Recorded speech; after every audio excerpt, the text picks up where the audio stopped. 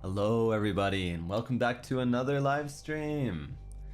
A spooky, scary stream. Mwahaha. Mwahaha. I hope you're ready. I hope you brought your snacks and your blanket to keep you protected from the ghosts. Of course, of course. Hello everybody, welcome on in. Hello, hello. Unfortunately for today's stream or tonight's stream, we don't have the chat box. I tried to put it up on screen and unfortunately it's still not working. This happens sometimes with YouTube, so we're just gonna wing it. So this stream looks even scarier than usual because there's a lot of you know, of the dark scary forest behind us. But it's okay, it's okay. Don't worry, we're all in this together. We're gonna keep each other safe, okay? But it is gonna be spooky, so I hope you're ready. We have got a lot of submitted stories from you guys. Like I mentioned last time, you guys submitted so many that I had to break this up into, you know, a full other stream. In fact, I feel like we could probably make this a series because since the last stream, there's even more stories. You guys have been submitting even more and more, so I guess people are finding out about about you know, the Google form and being able to, you know, submit their own stories. And hey, I'm happy with that. I'm fine with that. I love these stories. So, yeah, I think we've literally got over 200 now. That's how many stories you guys have submitted. So, hell yeah, let's go. Very happy. But yeah, I hope you guys are all doing well. Thank you guys for all the love and patience. You guys are seriously amazing. I really, really appreciate you all so much. And I hope you're ready for a fun and spooky night of yeah, ahead. We've got it coming up right now. So yeah, how's everybody doing though? Woozy woozy woozy. You guys doing good? I love how we're doing like this kind of like short little Zatsu before, but we got this creepy music in the background. It's like, oh yeah, how you doing? Yeah. Oh, I'm pretty sure we're, you know, there's like a ghost behind us right now. But hey, how you doing? How was your day? Yeah, it was good. Nice. All right. I wish to watch all your VODs, but for some reason, it's so hard to get your VODs on YouTube. What do you mean? Wuju are alien. I hope you're feeling better. Thank you guys. Thank you. I'm doing good. Doing good. Thank you. Thank you. I injured my knee, but I'm recovering. Ooh. I'm sorry to hear. I hope that it can recover quick and that you're not out of action for too long. I'm pretty good. Alright. I guess we're already in the spooky mood, so without further ado, let's get into it. Mina yokoso. Kawaii na haishin konya wa. So, let's get into it. First story. Let's see what we got here. Alright. First story is here. Alright, here we go. Years ago, back when my wife and I lived in our first apartment, we also had a long-time friend as a roommate. Said apartment was on the ground floor of the complex, and the living room had a sliding glass door that led out to a tiny fenced patio. No, wait, did I read this one last time? Hang on a sec. Oh, I think I might have. Yeah, this was the last one we read, actually. Wasn't it? Covering my eyes and ears? Don't cover your ears, you won't hear the story. I think I actually read this one last time, so this is probably the one we left off on. So let me check the next one. Yeah, okay. Alright. All up to date. Let's get into it. Next story. New story. I got gather around, Renvaderz. Gather around. We all need to be safe and huddled together. Here we go. First story. Back in like elementary, 6th grade or so, I used to stay in school for hours even after the class due to tutoring. Our school building is divided in two, one for elementary and one for high school. Okay, so some classrooms don't really have a bathroom, and at the time I really needed to use a bathroom, but there weren't any available for me to use. Since I didn't want to be late for my tutoring session, I ended up running to the high school building. The high school building is very old, by the way. The bathroom hallway is very long, and the lights weren't working at all. I was scared for my life, but I gotta do what I gotta do. That's true. There's a small room on the very end of the hallway, and it's a bathroom that students don't often use. But I noticed something strange. The lights were off, but the small gap on the door shows a child's shoes. I decided to knock on the door and ask if the child needed any help. But I noticed that after I knocked, the door opened a little. When I opened the door wider, there was nobody there. Ooh. I brushed it off, and I still used the bathroom. You still use that hang on a sec. You used that bathroom? You are brave. What the heck? Oh my gosh. Sorry. I brushed it off and I still used the bathroom and went back to the elementary school building. After my experience though, rumors had begun circulating around the school that a lost spirit of a child is roaming around the high school building. The reason for this is because the hallway is connected to the cemetery behind the high school building. It's true that there's literally a door inside the hallway that takes you to the cemetery, but it's locked most of the time. Because of that fact, many just assumed that the little girl came from the cemetery after her passing. Whoa, that's creepy. What? I can't get over that you stayed. Like, you didn't even use a different stall. Like, you used that same stall that you saw that. What? Just built different, I guess. Brave for emergency circumstances. Yes, exactly. Like they said, when you gotta go, you know? Even if there is a ghost. And her life might be in danger. I don't know. Dude, if that was me, I would at least try to use a different stall. Like, that's creepy. What the heck? Well, I'm glad you lived. In the world. It's connected to a cemetery. What the heck is that? That would be not very common, right? I don't think many schools are connected directly to a cemetery. But I might be wrong. Renvaderz? Have you guys had a school that's similar? Similar kind of setup? Alright, thank you so much for the submission though. That was creepy. What the heck? Maybe it could have been a trick of the light or something though. I don't know. I don't know how to explain away a lot of these stories, you know. That is definitely one brave Renvader. Yeah, very brave. When my bladder is full, that's where the bravery takes place for the sake of humans' pride. Exactly. You just gotta lock in, I guess. It is very common though? Wait, really? Kinda used to have a school surrounded by cemeteries. What? That's a common thing? Maybe in like certain places. I don't know. My school that I went to, I don't think there was a cemetery for like ages, you know. There wasn't any nearby.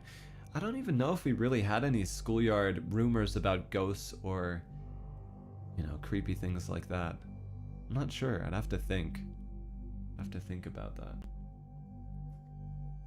Our school is a cemetery before, like, you can still see the names. What? Some schools used to be cemeteries.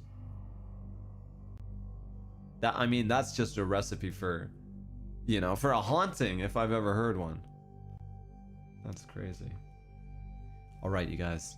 Next story. You guys ready? Here we go. Bit of a shorter one, but here we go. In Taiwan, it's actually quite dangerous for a girl to go out alone at night.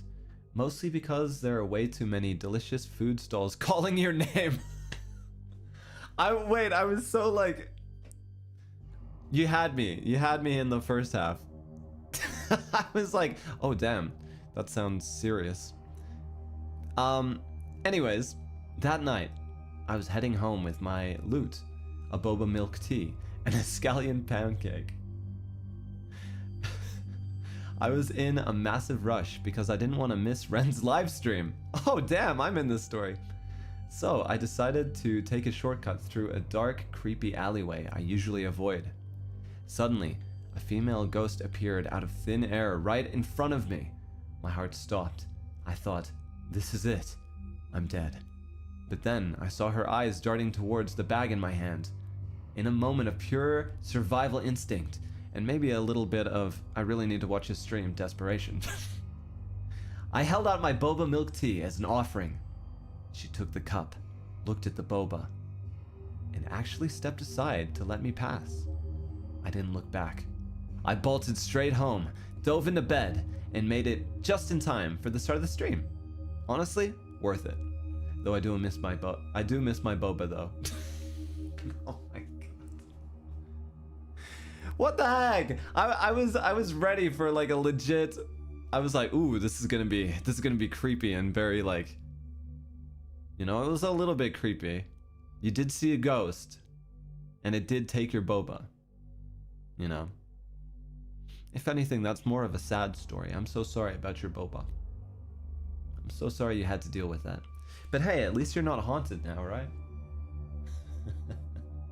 The comic relief. Yeah, you know what? I think we needed that story to kind of ease the tension at the beginning of the stream, so. Thank you for the submission. That was beautiful. Very creepy. I don't think I'll be able to sleep tonight. Bribe boba tea. Yep, it works. Hi Ren, couldn't go to sleep. What a great stream to watch in the dead of night. Oh.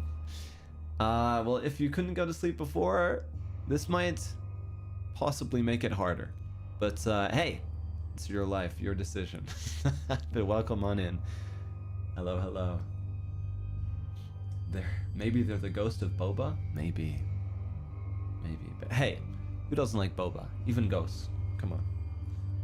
It was a pretty good, you know, I feel it was a 50-50 chance that it was gonna work, you know.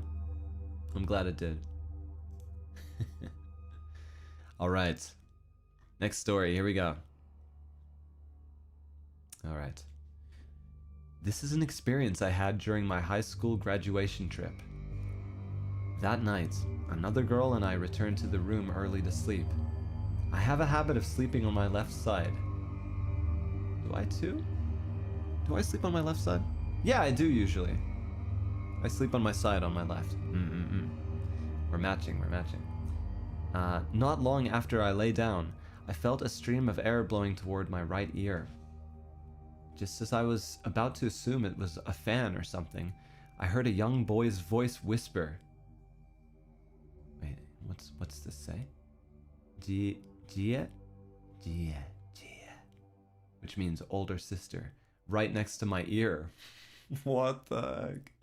I was extremely frightened and I did not dare to open my eyes. I could only desperately tell myself to fall asleep quickly and not wake up. I don't know how you guys do that in that situation. How do you keep your eyes closed? I would just like jolt right up in my bed. I'd be like, whoa. Creepy. The next morning, everyone else went out to walk around the park. Only the girl who had returned early with me the previous night and I stayed behind, sitting silently in the cafe, waiting for the others to come back. I then asked her, "Did you feel that something was wrong last night?" At that time, I still hadn't realized how serious it was, until she told me that while she was sleeping, the thick blanket covering her head had been gently pulled towards the left by someone. Only then did we realize that there might have been a little boy in our room. The reason was that our sleeping positions left an empty space between us. I slept on the left and she slept on the right, while I was lying on my left side with my back facing her, leaving my right ear exposed to the empty space. Meanwhile, her blanket was pulled towards the left, exactly corresponding to where the little boy would have been. What the? After the others returned, we asked our class monitor who could see. If she could go see, is someone in our room? She answered, yes, there's a little boy in the girl's room. In the boy's room, there is a woman. She also told us that the room we were originally assigned to, but we were stopped from staying in by her, had a whole family inside. Wait, so she can see these things? After she said this, our classmates on the trip began sharing their own strange experiences. One girl had her foot grabbed while in the living room. One boy was touched while he was in his room. That night, while we were all playing together in the living room, a coin that had been placed on the sofa repeatedly fell onto the floor, as if someone was accompanying us and playing with us. Nope. Although we all eventually left safely, a lingering sense of fear remained.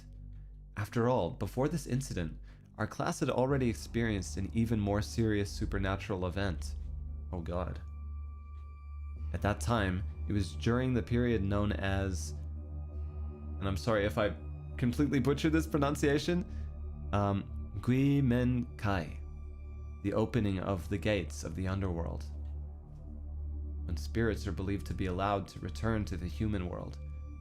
One day, the class monitor suddenly broke down crying in class but refused to tell us why. It wasn't until one of our male classmates returned that she couldn't hold back anymore and shouted loudly, "I warn you, do not harass my classmates." Everyone in our class knew that she could see ghosts and stuff. We quickly understood what was happening. Then she asked the male classmate where he had been. He admitted that he had gone to an abandoned old warehouse to look for something. Look for something? Look for what, huh? It was assumed that he had been followed from that point on. Eventually, his parents took him to a temple to resolve the matter, and fortunately, everyone was safe in the end. Later, the class monitor explained why her recreation...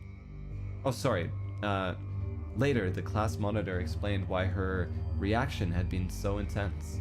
In short, the appearance and clothing were extremely frightening. A school uniform, completely soaked in blood. Moreover, she was getting closer and closer to our class, and that day had even followed the male student into the classroom. We did not dare ask about what happened afterward. It wasn't until Guimen Guan, the closing of the gates, that the unsettling atmosphere gradually disappeared. What is going on in this school? You guys, what the heck? So how long is this period of the gates opening and closing? Oh man, because I feel like, you know, I feel like even if there's not anything going on, you know, just knowing that there's a period of you know, like there's this time period where things could happen or something, I feel like that could play tricks on people's minds as well, you know, like you'd be more paranoid during those times, right? Whoa, a month? A month? What? Dude, a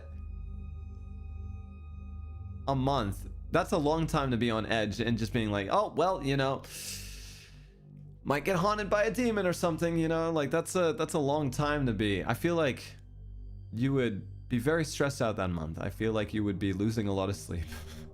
Oh my gosh. There are many school horror stories? Yeah, there are. It's in July, is it? Oh. See, wait, that's coming up in a few months. We got time. We got time to prepare the salt circles, you guys. It's okay. Don't worry. Don't worry. We'll put a big salt circle around our houses and where we live, and hopefully it should be fine. Is that a thing in like countries, like other places and stuff? Like the salt circles? Pretty sure in Western culture that's like a thing. But the salt work for Asian ghosts. Yeah, that's what I was wondering. People will avoid to approach water or hospitals in that month. Really? Wow. I guess it depends on how you know, how superstitious the different cultures are and stuff, right? And how much it's kind of integrated in. Yeah. It's in Japan as well. Oh, the salt circles and stuff is being effective against ghosts. Oh, I see. You can use salt and red beans in some Asian countries. Oh, red beans. I've never heard about that one. Oh, that's interesting.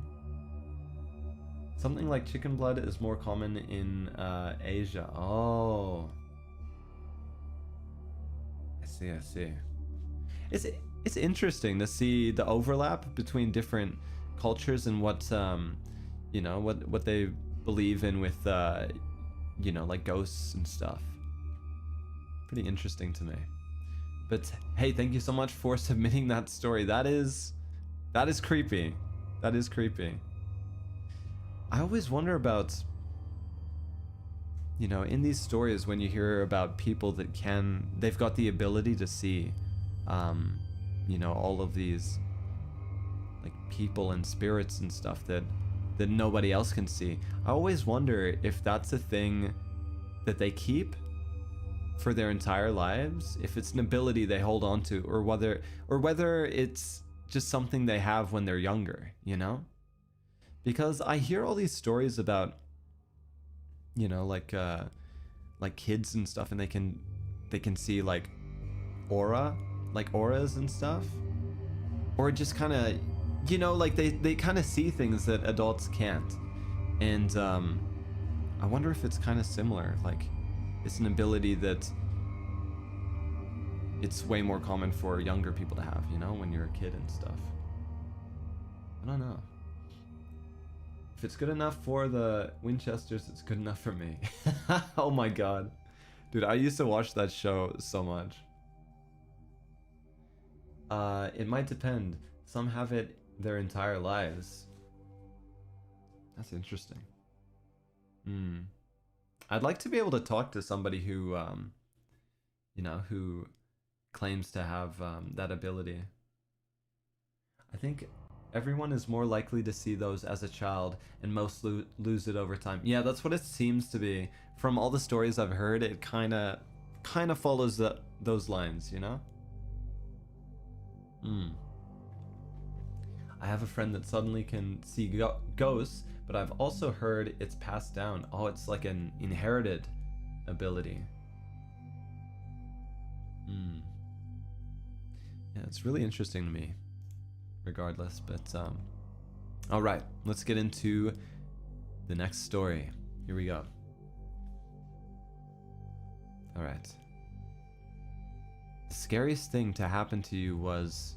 Oh wait, this is like a poem. Okay, ready? The scariest thing to happen to you was a curse cast upon you in a shadow of gray. Whether you wanted it to be, or not to be a phase, relentless the storm, it came without say. You stood before the mirror with no reflection, to look down beneath your feet and realize you've already been sinking for miles because, in your recollection, you remembered the tiles. In a place nobody knew about, in a place nobody knew about this but yourself, in a place you could never share with anyone, where you had been for these past 3 years, in a place where fondness raced to chase you. You could never outrun. You could never outrun its pace as you crawled, couldn't escape the sound scratching the walls. Tall statues towering, were turning towards you, faced with the truth that they spoke. You awoke. You've awoken. And the words in your ear whispering again. The song about guilt, they were crying again. With their rambling and misery ringing again. All the voices, all at once, they were bleeding. It's creeping me out, kind of. What the heck? The sacrifice carried across words, coming back. To reiterate what it is you lack in comparison. Thickening the weight of the shadow by tons, and its gravity smothered everything else out. The end. Whoa. Well, I don't know, it was poetic, but it kind of freaked me out a little bit, not gonna lie. Like, I was kind of like, I feel like I'm summoning something, you know? Like, what did you guys think? Did that creep you out? I don't know if this is beautiful or scary or both. I think it was a little bit of both. Very poetic, very talented. Thank you for the submission. Is it based on a true story? Is it based on an experience that you had? We may never know. Ooh. Let me go turn on the lights. Oh, turn off the lights? Oh yeah, we gotta get in the right mood. Thank you for the submission. Alright, here's another shorter story. Here we go. When I was a kid, I don't remember how old exactly. I just know this is one of my first memories, so I was really, really small. Anyways, my family and I went to the cemetery to visit my great-grandpa's grave. We were all just hanging out around the same area. Nobody was separated from the group, but at some point in the distance, I started hearing a woman's voice I had never heard before calling my name. Everybody was a little distracted, talking or whatever, so I just started following the voice deeper into the cemetery. Why? Why would you do that? What? Why? I just want to ask you why. Okay. We have funerary niches, walls, so I disappeared from sight really fast. I kept following the voice for a while until my family realized I wasn't around and started looking for me. I guess the story isn't that scary, but it's what still makes me hesitate whenever somebody asks me if I believe in ghosts. I'm also sorry if my English was a little broken. No, it was good. Thank you very much for the submission. Wait, but what happened after? Did you see anything? I guess maybe not. I guess they just heard a voice and they followed it for a while until their parents found them. Whoa, hang on. How old were they? They said they don't remember exactly how old, but they were a kid. Okay. Well, yeah, when you're a kid, I guess you're not thinking about, is this a good idea? Should I do this? Should I not? You know, like you just hear a voice and you hear your name and you just kind of go, oh, what do they want? And you follow. Ooh, that's creepy though. The cliffhanger. Whoa. I'm pretty sure that it would have been like that. That they probably were just found by their parents before anything else happened. You know, otherwise they would have mentioned it in the story. That's creepy. No, never follow a voice. That's like horror movie 101. You know, like you can't do that. That will get you killed. Don't do that. But hey, I'm glad that they made it out alive at least. Do you guys have this weird superstition where you're not supposed to call out your real name in forests? I've never heard about that before. Is that a thing in some places? In forests? What if you get lost or something?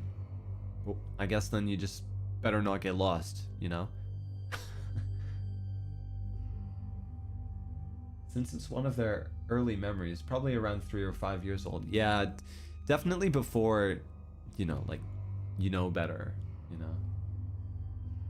Yeah, you've heard of it? Then we're cooked. Oh god.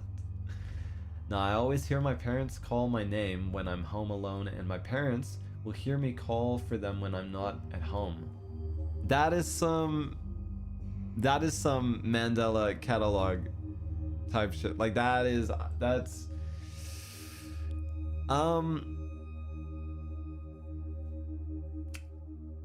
I would get somebody into your house, you know, probably, you know, to check that out. I don't know. That's creepy. Kids can see and hear things that adults can't, and that's what's from my culture. Oh yeah, don't let them know your name. Oh my goodness. It's creepy as heck, you guys. I don't think I've had any have I had any experiences where I've heard familiar voices calling and then they turned out to not be there? I can't think of any off the top of my head. I don't think so anyways. Use a code name instead? Hey, Jerry! Jerry, where are you? I got lost in the forest. Meanwhile, this poor guy named Jerry, who you don't even know is getting haunted by a ghost. That's messed up. That's messed up. Imagine if you could like sick ghosts on certain people, you know, by doing that. You just use a different name and it's just like now they follow them instead. That's messed up. I feel like that would be very scary if people could do that, because then yeah, anybody could use that for evil. Oh my gosh. All right, next story, you guys. Let's do it. This is a true story of something that happened to me. It may sound dramatic at times, but this was genuinely what was happening at that moment. It's one of my favorite spooky stories. Okay, I'm ready. I'm so ready. Back in middle school, I was playing on my phone while on the drive home. When I finally got home, I entered through the garage and made my way to the living room area. That's when I noticed it. A strange, faint, eerie noise that sounded like music. I was immediately on guard. No time to think about going back on my phone to play more now. What could that sound possibly be? I called out. No response. I made my way to the kitchen and grabbed a frying pan. Yes, I would definitely be the first to go in a horror movie, but at least I wasn't using a knife that I didn't know how to wield. And if it was an intruder, at least they would be able to steal my weapon. Wait, at least they wouldn't be able to steal my weapon and do massive damage. Or at least, not as massive as bad bruises. Anyways, I tiptoed towards the sound. Again, first to go in a horror movie. But every time I thought I had found the source, the sound became faint again, and I would be looking for it all over again. I looked upstairs and downstairs, though every room I could hear the sound from, in every hallway. Finally, after searching for goodness knows how long, I gave up and went back to the kitchen to eat a snack and play more games. That's when I realized it. My phone had been the source of the eerie music all along. The game had glitched, so that even though my phone was off, the music was still playing from my game, which was on a suspense scene. Anyway, the moral of the story is keep your phone on you in any horror-related scenario. Oh god. It was just from your phone? Wait, you said your phone was off though. How is that even possible? I mean, that's kind of freaky. All on its own, isn't it? That your phone was still able to play sounds even though it was turned off? Maybe a ghost was haunting your phone. Was trying to freak you out or something. I feel like everybody's had a situation like that before though, right? Where, you know, like you hear something and you're like, what the heck is that? What the heck is that? And then you just realize it's your phone and it's still playing some audio from somewhere. The Samsung phone glitches a lot? Oh no. Samsung, why? Or maybe ghosts are more likely to, you know, the ghosts, they prefer Samsung phones to, you know, to like haunt. I always keep my phone on mute. Ah, see, that's the strat, you guys. If you don't want to be freaked out at random moments. Thank you for the submission. All right, next one. Short story here. My school requires us to arrive at 7 a.m. and only lets us leave at 10 p.m. What? That's a long day. What? That's the scariest story I've ever heard. What? 7 a.m., 10 p.m. for school? That's crazy. Anyways, every day I watch the sun rise and set through the classroom window. By the time we're finally allowed to go, the whole city is sound asleep. There's endless homework piling up in the dorm, and we always end up writing until midnight. We don't fear ghosts in the school toilets. What terrifies us is that moment we do even a little something unrelated to studying. A teacher or the dean will suddenly appear behind us, quietly out of nowhere. The punishment is unthinkable. Besides, we're not allowed to bring phones to school. Never ever. That's the end of the story. Guess that's just a school horror story in general. What the heck? I mean, I feel at that point it's kind of like maybe you want a ghost to appear and make it a little more interesting. I don't know. The cram school or tuition? Yeah, it must be. Bro, which school? Tell me so I can avoid it. Oh my goodness. No phone at school as well? What if you need to contact your parents or something?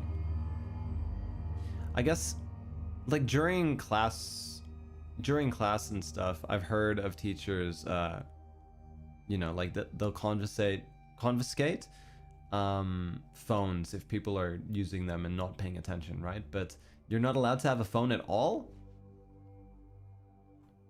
Yeah, it makes me think about emergency situations.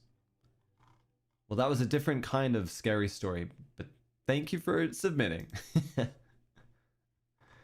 All right. Wait, you have to go to the teacher to call your parents back then. Oh, really? I guess every school's different, you know? We were not allowed to bring smartphones back then as well. Oh, okay. I see, yeah. Well, I guess it kind of makes sense. Like, teachers definitely wouldn't want their students being distracted and constantly on their phone and stuff. Otherwise, you wouldn't be able to learn anything, right? But, yeah. But it makes me wonder... Well, I guess the teachers can just contact for you. And hopefully they do that, you know? So... My old school didn't allow to be on phones, but we were allowed to have them with us. Yeah, see? I feel like schools in Australia, for example, it's more along those lines. Like here, I think you're allowed to have a phone on you, but, you know, obviously during class, if you take it out and start, you know, messing around on your phone, then there's a chance that the teacher will come over and confiscate it and just be like, nope, this is mine until the end of the class. So you gotta be a bit careful. But yeah, I remember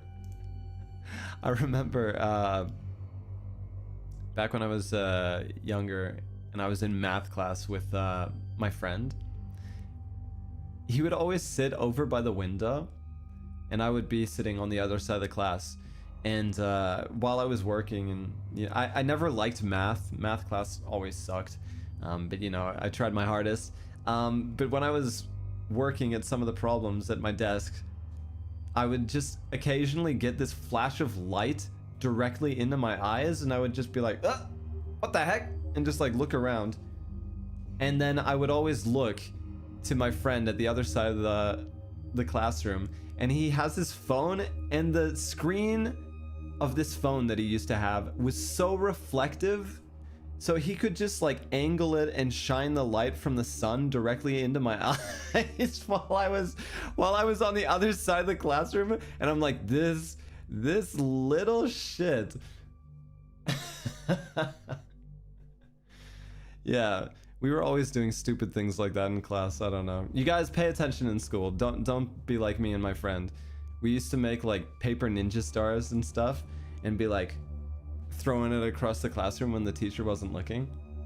And I think there was actually one class where it wasn't me, but it was another person. They threw a paper ninja star and it actually hit somebody like really close to their eye. And we were like, okay, well, we're not doing this anymore. So that was the end of that game. It's kind of cute though. They get it easy in Australia. In my country, girls would even hide a second phone in their bra because they collected everyone's phone in the school entrance. Really? What the heck? Depends on how strict the school is, I guess, right? Oh, you made paper ninja stars? We made paper airplanes. Oh, we made airplanes as well. I remember there was this one paper airplane design that I perfected, and it had like this extra added tail, which added to the, you know, to the maneuverability in the air. I promise it made a difference. It wasn't just for aesthetic. It was probably just for aesthetic. But yeah. All right. Thank you for the story. Next story. Here we go. This is a true story from when I was in high school. One day after school, one of my classmates and I decided to use the restroom before going home. Our classroom was on the 8th floor, and the restrooms. I was like, damn, you've got restaurants in your school? Holy shit. And the restrooms were located to the stairwell on every floor. I'm illiterate, I'm sorry. Since we didn't know which floor would be empty, we walked down the stairs, checking each floor as we went. Every restroom from the 8th floor to the 5th was crowded. When we reached the 4th floor, the restroom was completely empty. There were 4 stalls, all with their doors open. My classmate took the 2nd stall, and I went to the 3rd. The toilets used an old pull cord flushing system. Oh, okay. And stall walls didn't reach the ceiling, so the flush mechanisms were clearly visible. After finishing, I went to wash my hands. In the mirror, I noticed the door of the 4th stall. It was half open. There was no one inside. Suddenly, the flushing cord in that stall moved, and the toilet flushed by itself. My classmate came out at the same time. As I was about to tell her to leave, the restroom lights began flickering violently. Get the heck out of there! Even though there were no windows, a strong gust of wind rushed through the room. All 4 stall doors started slamming open and shut. Amid the violent banging of the stall doors, there was also the loud sound of fingernails scraping against them. I just got goosebumps, what the heck. We ran out in a panic and didn't stop until we reached the 3rd floor, where everything suddenly went silent. Still shaken, we went back upstairs and peeked from behind the wall. The restroom on the 4th floor was brightly lit and completely normal. Later, when my classmate and I talked about what had happened, we realized something. In Chinese culture, because the number 4 sounds similar to the word death, it is sometimes avoided. The restaurant was on the 4th floor. The restaurant? Did I say it again? God damn it! That's a creepy restaurant! Damn, what the heck? The restroom was on the 4th floor, and the stall that flushed by itself was the 4th stall. Hang on, that is not a coincidence at that point. Wait! That's right, it was the 4th stall. You must be hungry, Ren. I must be. I keep seeing the word restaurant everywhere, you guys. Restroom. Maybe it's because I call it a bathroom.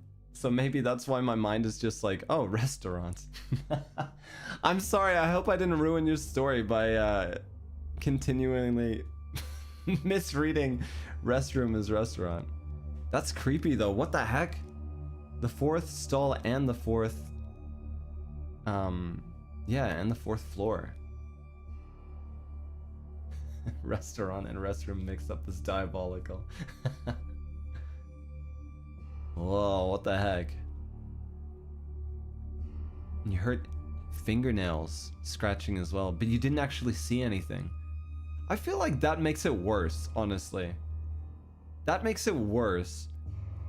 You know, just see, I don't know, just like the movement of all the doors and the sounds and the lights and stuff, and just not being able to see where the source is, you know, like what the heck is making this happen? You can only hear, and you know, you get this weird gut feeling that something's wrong.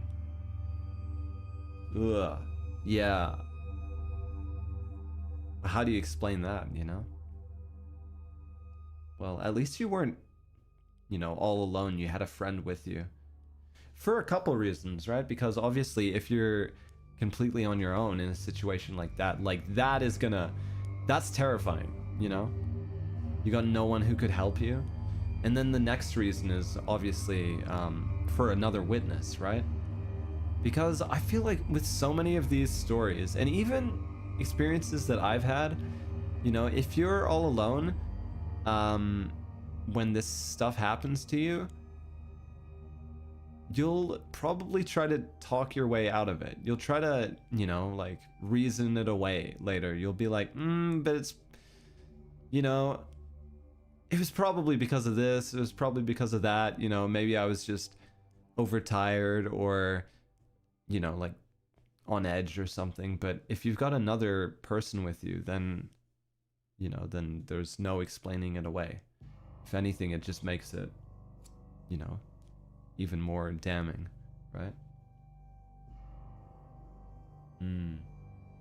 Restrooms, especially the ones at school, are always haunted, I swear. Seems like a lot of these stories are from when people were in school, you know?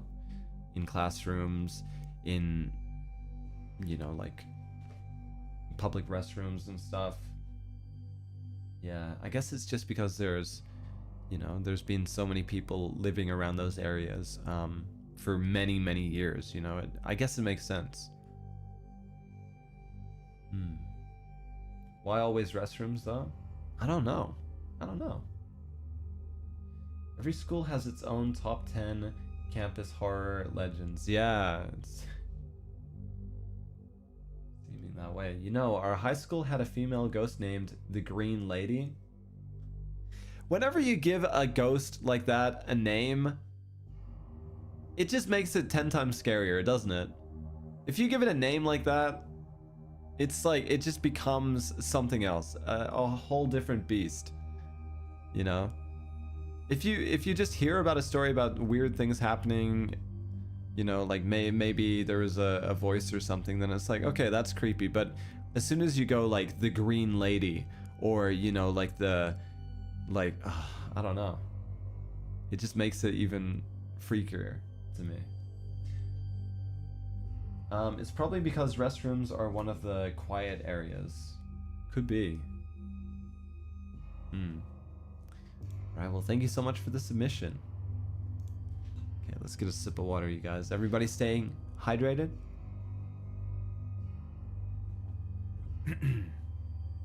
Alright.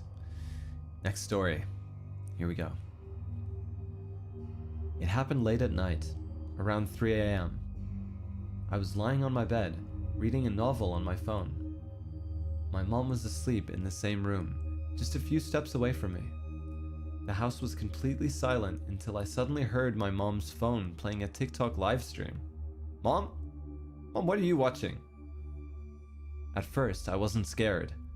I thought maybe she hadn't gone to sleep yet, or maybe she had just woken up and started scrolling without me realizing the time. The sound continued for about 30 minutes while I kept reading. I tried to ignore it, but when I finished my chapter and turned off my phone, the noise felt unbearably loud. It was too late. Everyone should have been asleep, so I called out softly, "Mom, can you turn down the volume, please?" No response. I thought she might be ignoring me, which made me a bit frustrated, so I raised my voice. "Mom, it's too late. I want to sleep." Immediately, she shouted back, but her voice sounded groggy, confused. "Why did you call me? I'm sleeping. What's wrong with you?" My heart skipped. Her phone was still playing the live stream. The screen was lit. The voices were still talking, but she hadn't touched it. I didn't know who or what turned it on, but I didn't want to think about it. I didn't want to scare myself or my mom, so we laughed awkwardly and brushed it off and went back to sleep. We never spoke about it again. The next night was way worse. I was sleeping when I suddenly heard soft giggling right next to my ear. It was so close, too close. I woke up instantly, my whole body covered in goosebumps. My room was dark, silent, and empty. I told myself it was nothing. I didn't move, didn't look around. I just lay there, forcing myself back to sleep, pretending it hadn't happened. But after that, strange sounds kept appearing in the house. Faint noises, movements I couldn't explain. I don't have any spiritual sensitivity. I don't see things. I don't feel things. I don't know why they are in my house. I don't want to know either. So I just let it go. I pretend it's not my business and that there's nothing scary going on. It was just a sound. And they finished with a laughing emoji. Oh boy, it sounds like you are in denial. Are you okay? Do you need a hug? Renvaderz, let's give this Renvader a hug. What the heck? Dude, that part where your mom woke up, you know, that gave me chills actually. I was like, oh god. This is creepy. You know, for a second there I thought you were gonna say that, you know, that of the voice that came out of her mouth wasn't her own, and I was like, oh no, please, no. That's creepy though. But I guess it could have been a malfunction. You know, that it's not unheard of. Isn't it at 3 a.m.? That's what they call the devil's hour. Yeah, the witching hour. 3 a.m. you guys, if something happens at 3 a.m., it's not gonna be good. It's not gonna be good.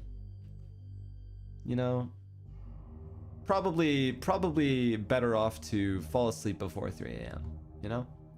But if you are a streamer like me and your sleeping schedule is completely fricked up, then, you know, I guess there's no avoiding it. Wow, thank you so much for the story. That was I really like that one because I could definitely picture it. Like, it felt very, very real, you know? Wow. Creepy. Maybe your mom should uninstall TikTok. You know, maybe we don't need to be on this app anymore, especially if ghosts are starting to get addicted to it too, you know? Like, maybe we don't have to be there anymore. Yeah. But how do you explain the giggling?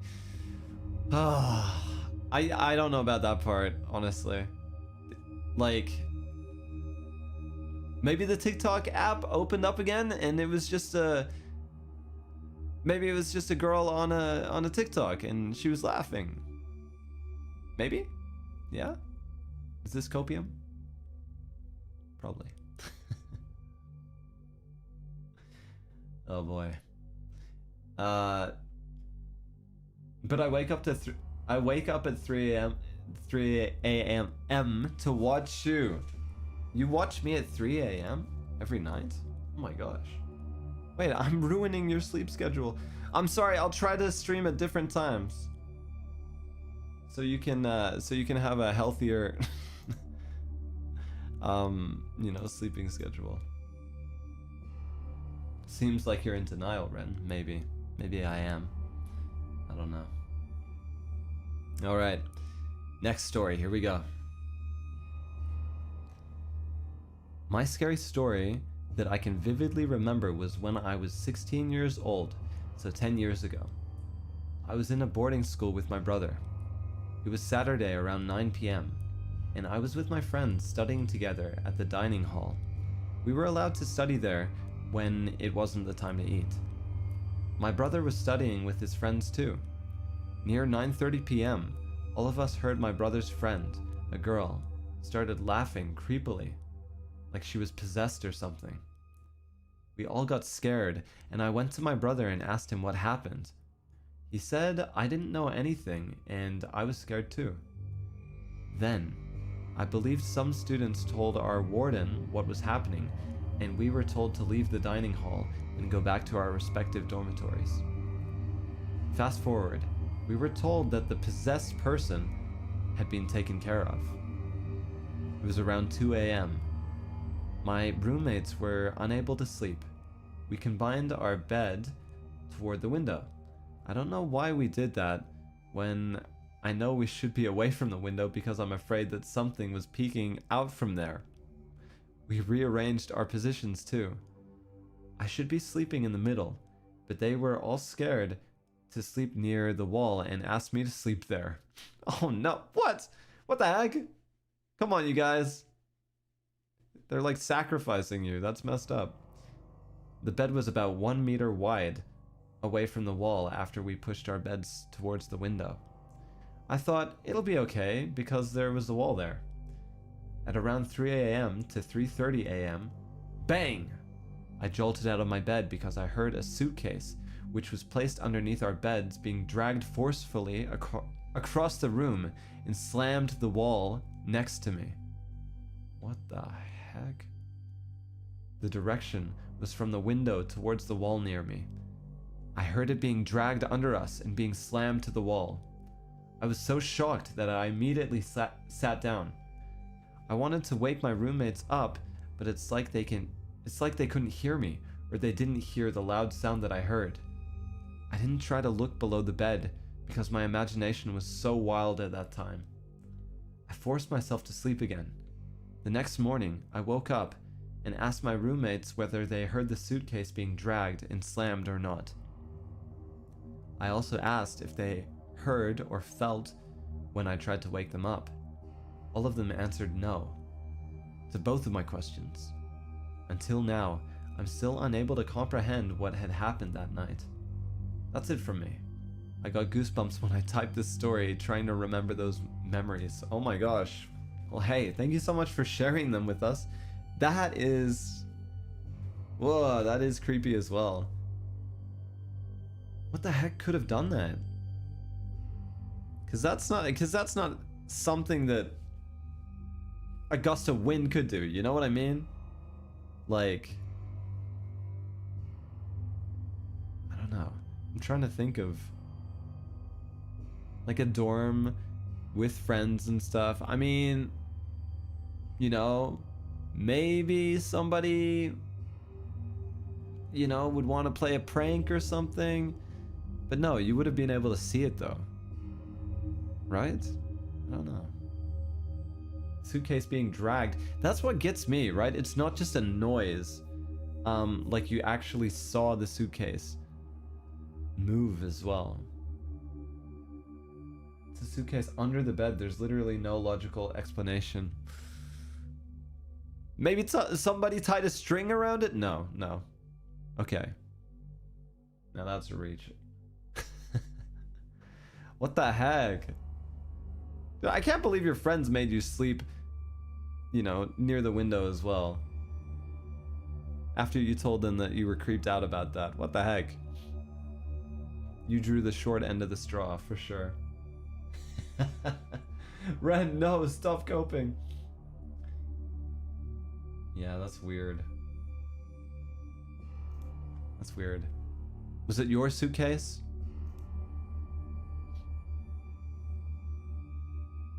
Well, it could only be the boogeyman.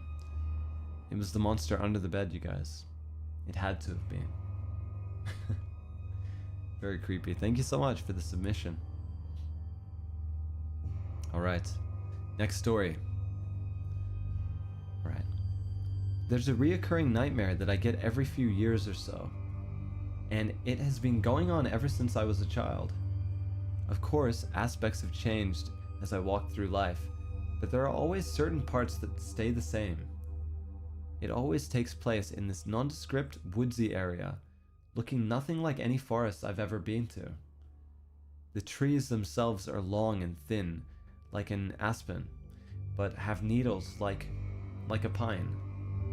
It's at nighttime, and everything is just cold and damp, almost grayscale.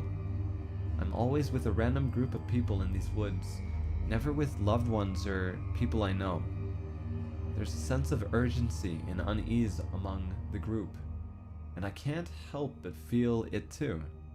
I travel along with these people. The woods grow more dense as we approach a solitary cabin. Despite clearly being abandoned, it never quite fits in the otherwise gloomy environment.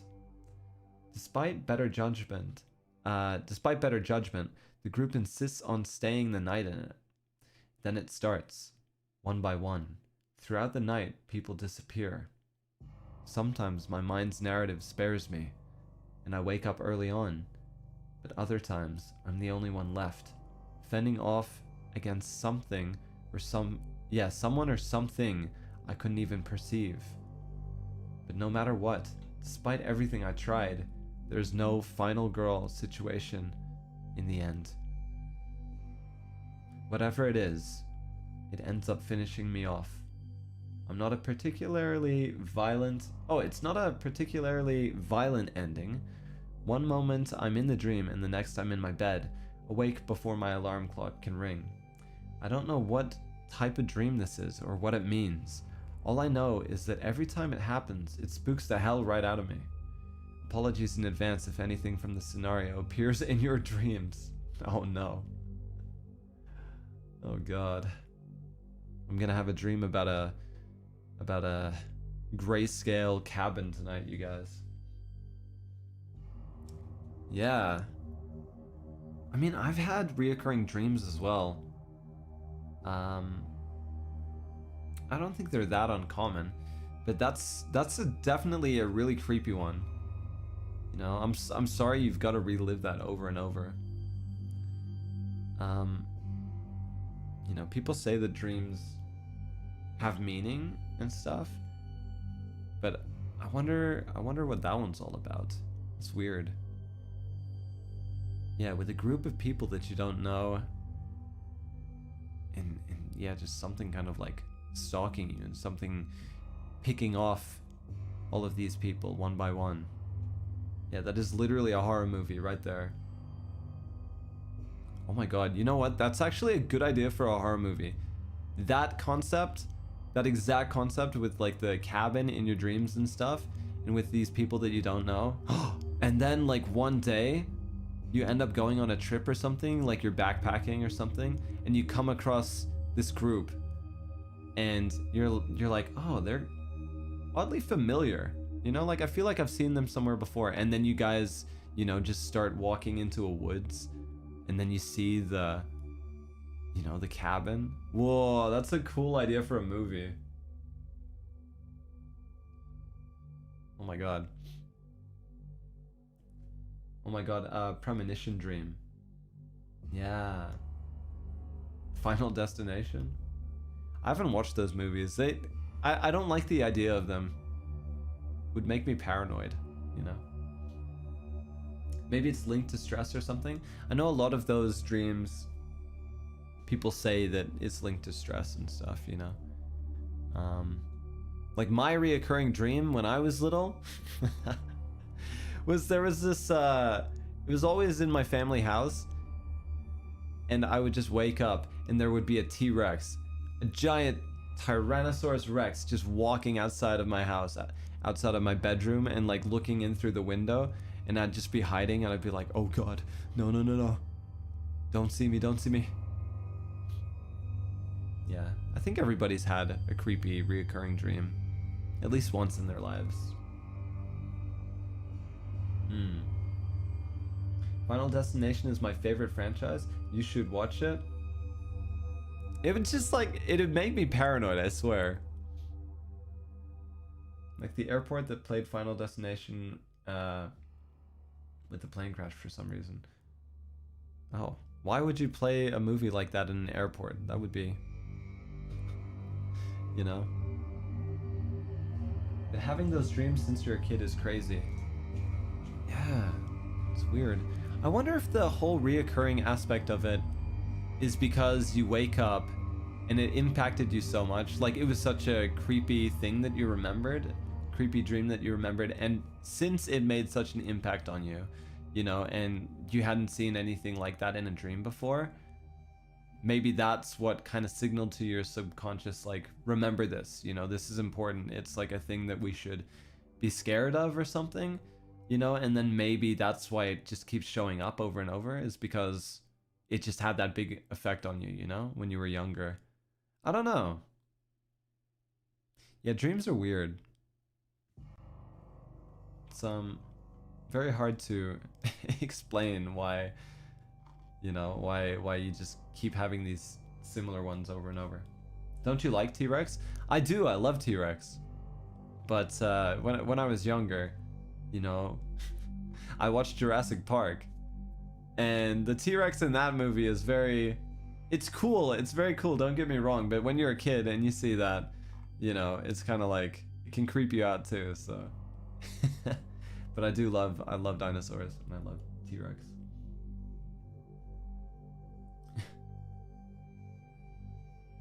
Listening to stories about dreams is scary. Yeah, they can be, definitely, for sure. Alright, next story, you guys. Here we go. Shorter story. Here we go. So, basically, me and my sister were sleeping, right?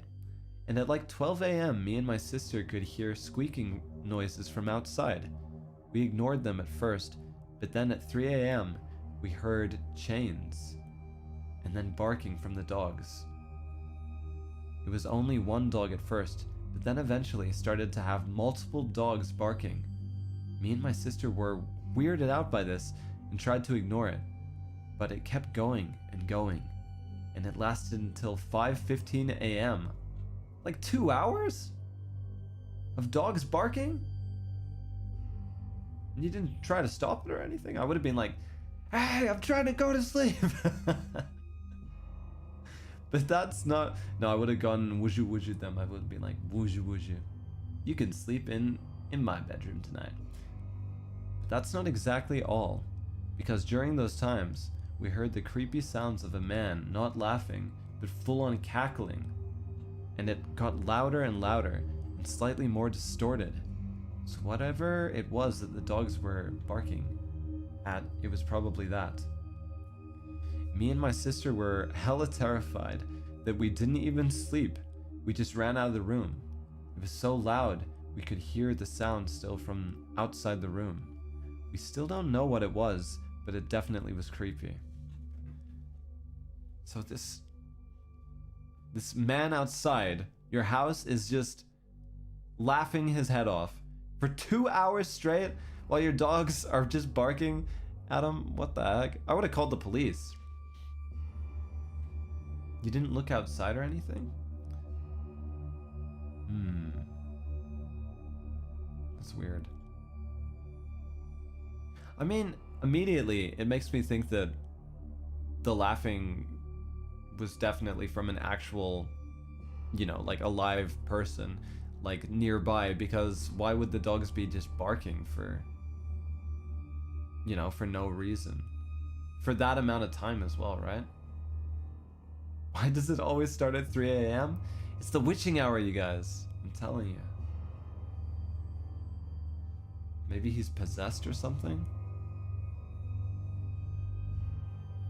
Wow, in our area, they say if dogs bark at night, there's probably a ghost out there. That's creepy. I'd low-key be scared of intruders rather than ghosts.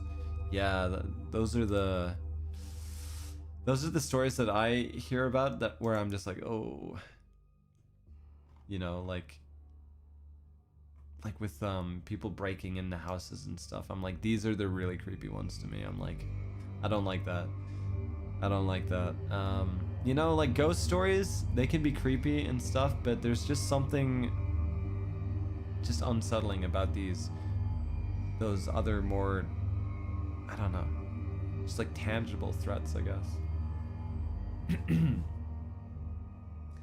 Ears of steel to whoever designed. Wait, ears of steel to whoever owned those dogs. Wow, 2 hours. That's what I'm saying. 2 hours of dogs barking.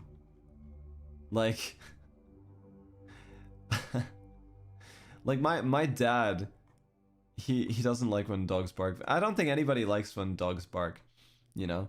But like he'll get annoyed after, you know, like 30 seconds of dogs barking. But 2 hours? That's a long time. Damn. All right. Thank you so much for your submission. Let's move on to the next story. Let's get a sip of water. Imagine the neighbors. Dude, they are getting a noise complaint the next day, 100%. Even if it was a ghost, you know? they're getting a noise complaint.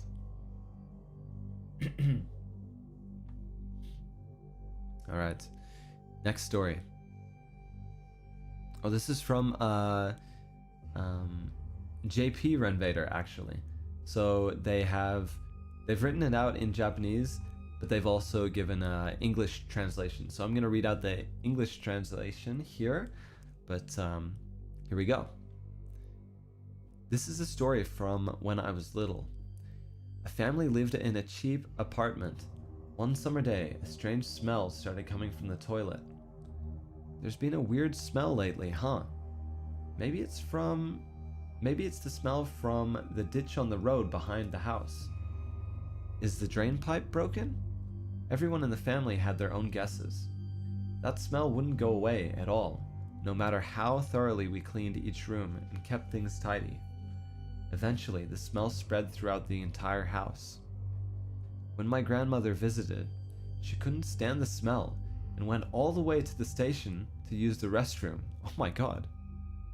It was that bad. But living with it for so long, we'd grown accustomed to the smell. One day, a woman who lived in the same apartment building gave me a plant. She loved growing flowers, and she gave it to me because she noticed I observed the plants she tended to every day.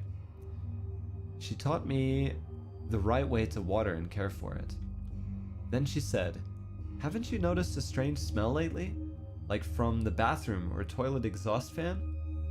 I told her, "My family says the same thing." I brought my mom over, and we listened together as she and the woman talked. They decided to call the apartment management company to have it inspected. Their guess was this: maybe a mouse died in the attic. Meanwhile, a few neighborhood kids gathered, forming a little detective club. Cute. The little detectives laughed as they described the smell of the house in their own words. Kawaii. While we played, the woman who gave us the plant and my mother discussed, could all the apartment ducts be connected? Could it be coming from another apartment, not ours? The detectives immediately sprang into action. "We'll go check!" We went to the road where we could see the back of the apartment building and started observing the windows of the residents' rooms. I still can't forget what I saw then. The inside of one particular window looked distinctly strange.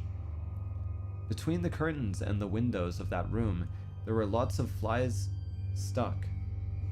We ran back and told the adults. I don't like where this is going, you guys. I don't like this. The adults called the police and told us kids to go inside. We learned the truth a few days later. An elderly man living alone had hung himself. I knew it was going to be something like that. Oh, what the heck? According to the police, he had been dead for several weeks. The smell we had sensed all along wasn't dirt or rats. It was the smell of a dead human. The stench of rotting protein is something you can't forget even if you try. Yeah, I can imagine. What the heck? Oh, that's messed up. Even now, I sometimes recall this incident. I find myself thinking about the loneliness of that elderly man, living alone with no one to rely on, dying all by himself. Ugh, that was a heavy one. Oh my goodness. I'm so sorry you had to go through something like that. Whoa, that's creepy. Dude, I was thinking about that, honestly. As I was reading that story, I'm like, oh, it's gonna be something like this, isn't it? Ooh. Not the little kids playing detective as well, you know, in a story that was so, like, real and yeah. That is not something you want to come across. Dude. I feel like if you encountered something like that, you'd want to move out, like, straight away, you know? No one even looked for him? It's crazy to think about. Like, you would think that at least there would be people who would try to check up or something, you know, if they have, because what did they say? They said it'd been a couple weeks, right? Yeah, several weeks. Yeah, that's sad. I'm sorry you had to go through that. It's a very creepy story. Thank you so much for sending it in. Ugh. I hope you're living in a different place now and you don't have to, you know, like relive any of that. Ugh. Scary story. But thank you for submitting. Arigato. Thank you, thank you. And wuju wuju. I hope you're okay. Alright, next story, you guys. This one's a short one here. So let's get into it. One night, years ago, I was fast asleep, but my mom was still awake. She apparently heard me speaking in another language that she didn't recognize, so she went into my room to check up on me. She saw that I was still speaking or chanting in that strange language while I had my eyes open and my hands outstretched upwards. She then shook me, calling my name and asking if I was okay. That was when I stopped speaking, looked at her, and said, "Forget it," in English, and then went back to sleep. My mom told me about it the next morning after I woke up. I think I was possessed that night because I had zero recollection of that incident. It spooked me for a week. Thankfully, it never happened again after that. Oh my goodness. Dude, imagine being your poor mom in that situation. You know, like, I know that you were the one that was possessed, right? But I mean, at least you don't remember it, right? Your mom is gonna live with this memory of their, you know, of their daughter, seeing them in the middle of the night, just with their eyes open, just like chanting this weird, like, foreign language that, yeah, like, poor mama. I hope they're okay. Wow, that's creepy. The mom must have been traumatized. Yeah. I feel like that's the last thing that you would want to see your child doing, you know, like in the middle of the night, right? Yeah. Okay, that's either some possession or some very vivid sleepwalking. Yeah. Because I've definitely had friends that have sleptwalked before, you know, like on school trips or whatever, where you go and spend the night somewhere, like on a like excursion or something, and then you've got people that sleepwalk. And you know, if you've lived your life never really coming across anybody who's, you know, prone to sleepwalking and stuff, when you see it the first time, it's creepy. It's really creepy, you know, because you're like, what is going on? Why are they not acting like themselves? Like, this is weird, you know. But if you grow up around that, then it's not that unusual. But I don't know, like, speaking in a different language, I would be curious to know if it was just gibberish, or if you actually were saying something, you know, like intelligible in a different language. Because that would have been crazy. That would have been so creepy. Added so much more creepiness to this entire experience, right? The forget it is so creepy. Yeah, that's the other part that I was like, ugh. Why did you say that? Do you know that your body your body partially paralyzes you when you sleep, so that you won't do anything dangerous during sleep? Yeah, I did know that, actually. Yeah.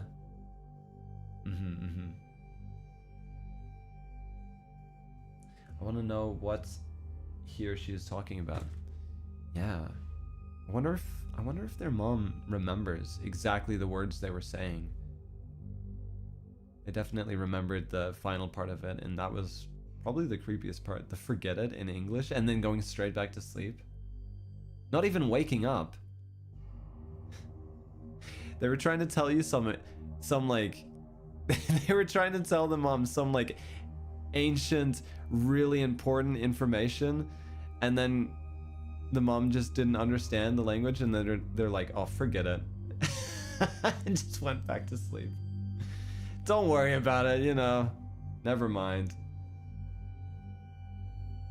Imagine if that was Latin, would be so creepy.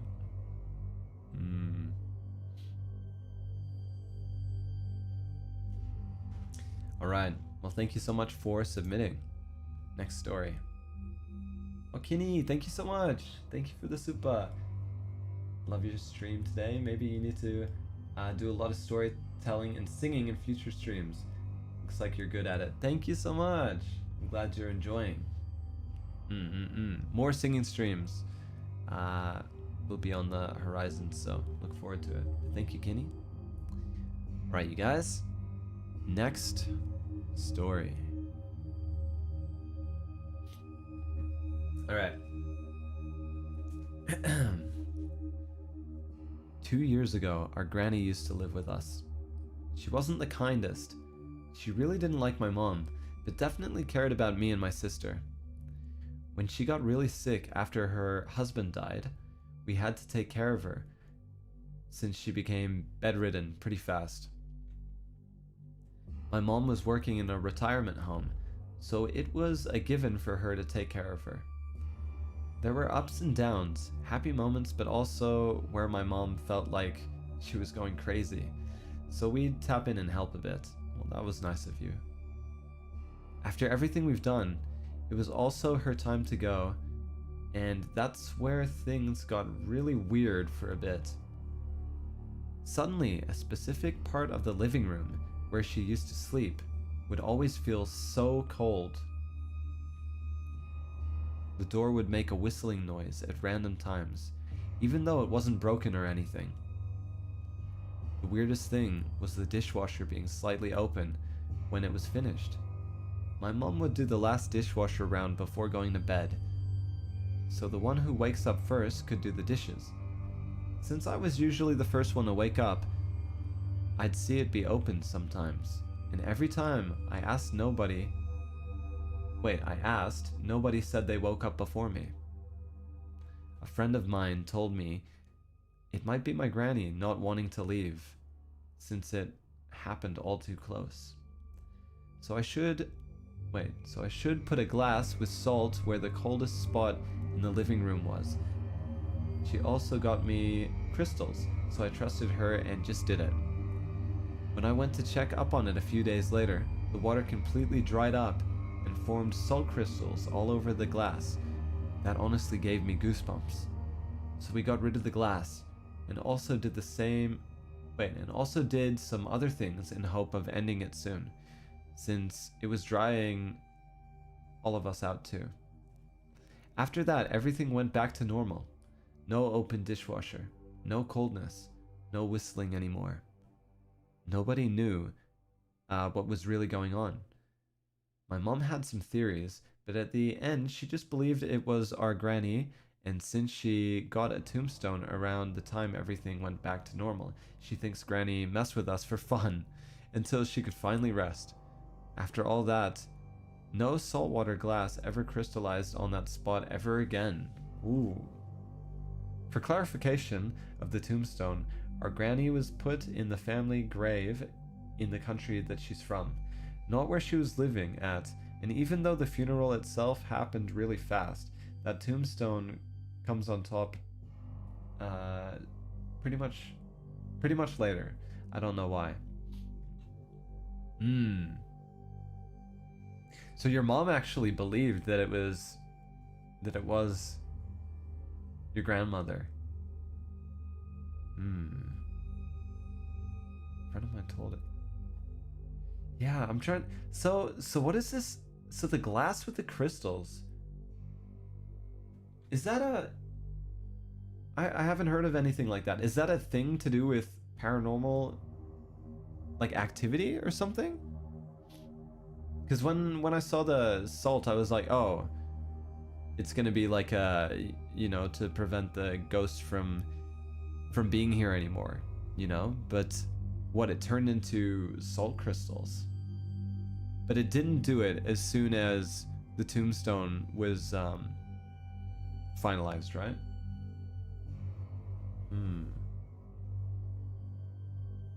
That's weird. That's really weird. It definitely does sound like it was connected, though.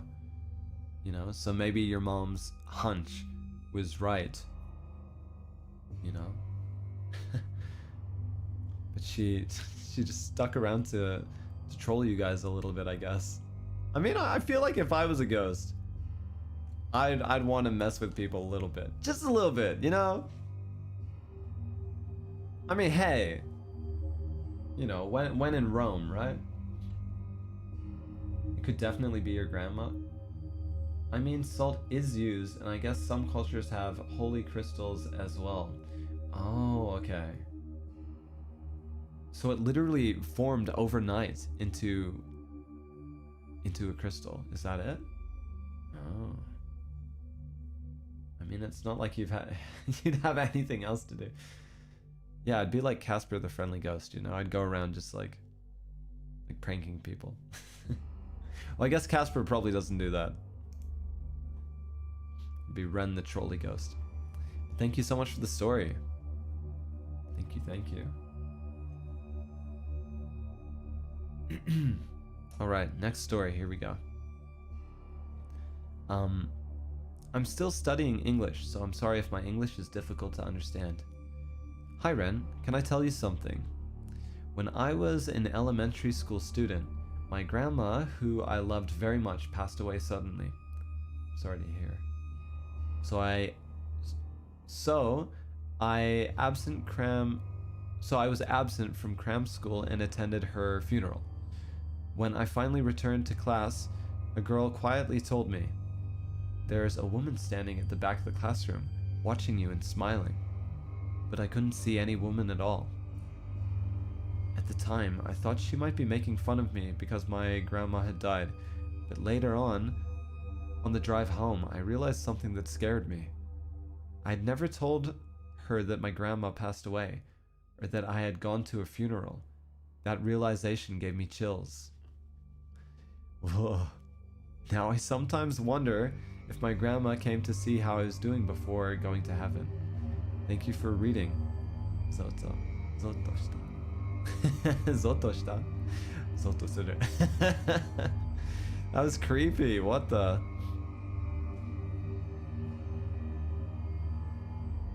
Yeah. That realization would have been like, you know, so like that would have just, you know, just made you be like, oh, what the heck? There's really something to this, you know? Okay, that's really, it's kind of creepy, but also cute. You know, the realization part does make it more creepy, but if you think about it overall, then yeah, it is kind of just like more just a sweet thing, you know, like, you know, that they were watching over you and, you know, and, yeah, smiling and just kind of being present, you know, in your life, even after. So, you know, I mean, those are the kind of experiences that I feel like you'd want, you know, not all these other kind of crazy ones where they're, you know, where they're throwing suitcases against the walls and stuff. Like, who hurt those ghosts? Like, they're so angry. Why? Like, it's scary at first, but then when you realize, your heart just goes, "Aw, it's Granny watching over." Oh. Yeah, that is more sweet. Well, thank you so much for sharing. That's crazy about like a girl who, you know, they didn't even know though. Like, that's how you kind of put it together. That's how you find out. But also, like, was their friend special, or did somebody else besides her see the woman? Yeah, I guess it must have just been them, you know? Another one of these people who seemingly have these abilities to see things that other people can't see. If that were me, I'd wanna talk to them again. I'd wanna be, you know, I'd be asking for more details and stuff. Yeah. Alright, you guys. Next story. Here we go. During a late night study session at a university library, two friends, A and B, were laughing and joking around to alleviate their stress. B then said that she wants to go to the toilet. A tells her to go ahead and she will join B in a couple of minutes. Less than 5 minutes later, B returned. A tried to continue to joke around, but B wasn't reacting to it. Feeling awkward, A then returned to focus on her work. While looking down, A then noticed that B doesn't have legs, feet, or shoes. Noticing this, B remarked, "Just noticed it. I'm not your friend. I just looked like your friend. Wanna be my friend?" Nope. Nope. Sorry, no more friends. Not accepting any more friends. A then gathered her stuff and left the library. The original B then came back and saw A left. B then texted A, saying that she was a for ditching them. Their words, not mine. A then explained the ordeal the next day. Needless to say, both friends and their groups never hold late night study sessions anymore. This is based on a real life experience where the author is B. Oh my god. So the author is the one that saw that happen.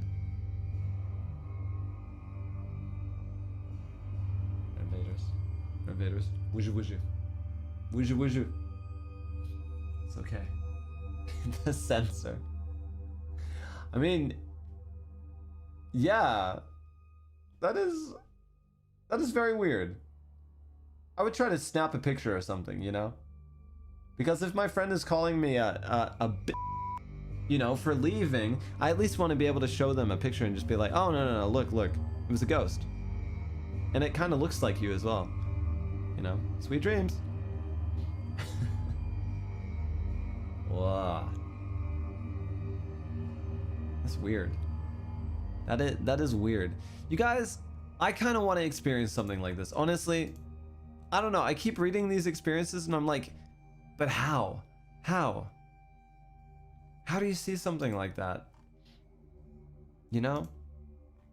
And it's like, I can read some stories and be like, that is creepy, but how, you know, like, how am I supposed to know if it's real or not? And I can take people's words for it, you know, but unless it's me experiencing it firsthand, it's like, how do I know, you know? They say doppelganger is bad luck. Yeah. But you don't have to think that B returns to the place where the ghost is. I once saw a black-eyed child that looked exactly like me. Are you being serious right now?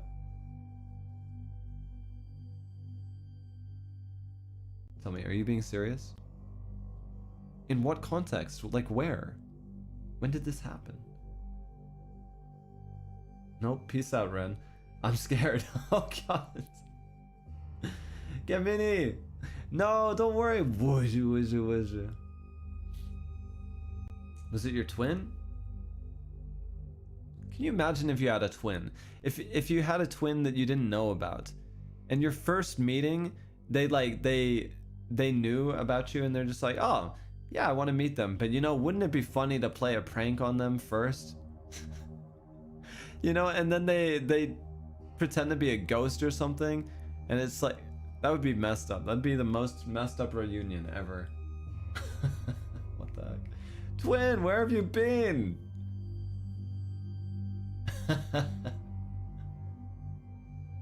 Honestly, I think I saw something at the cemetery right across from my former friend's house, but I've never been sure.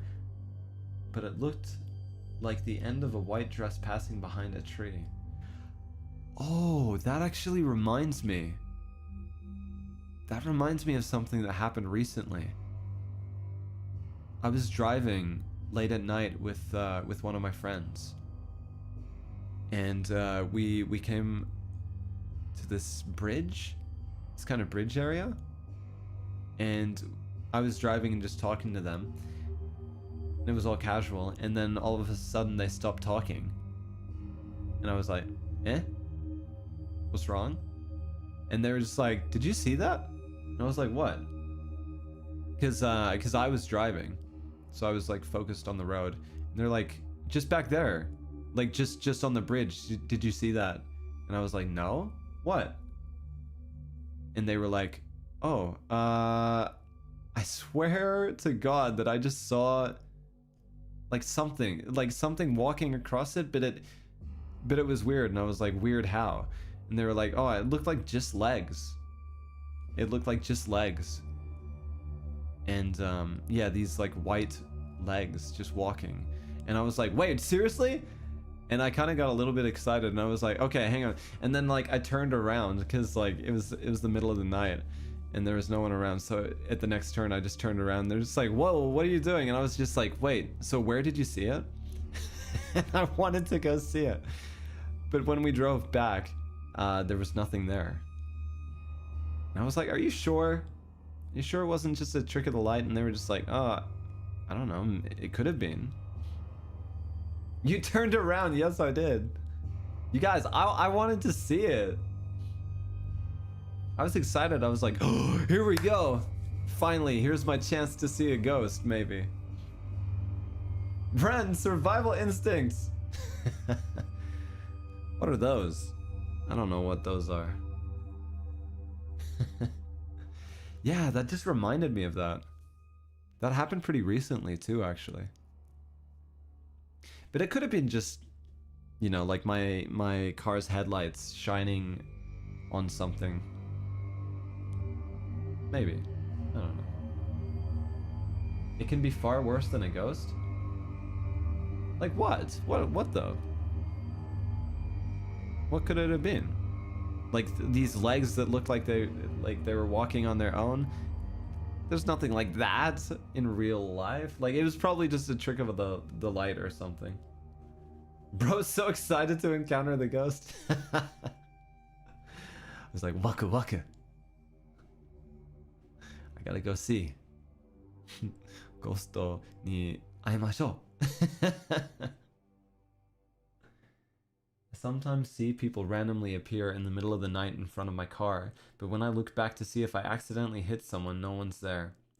I have seen a lot of creepy videos, you know, like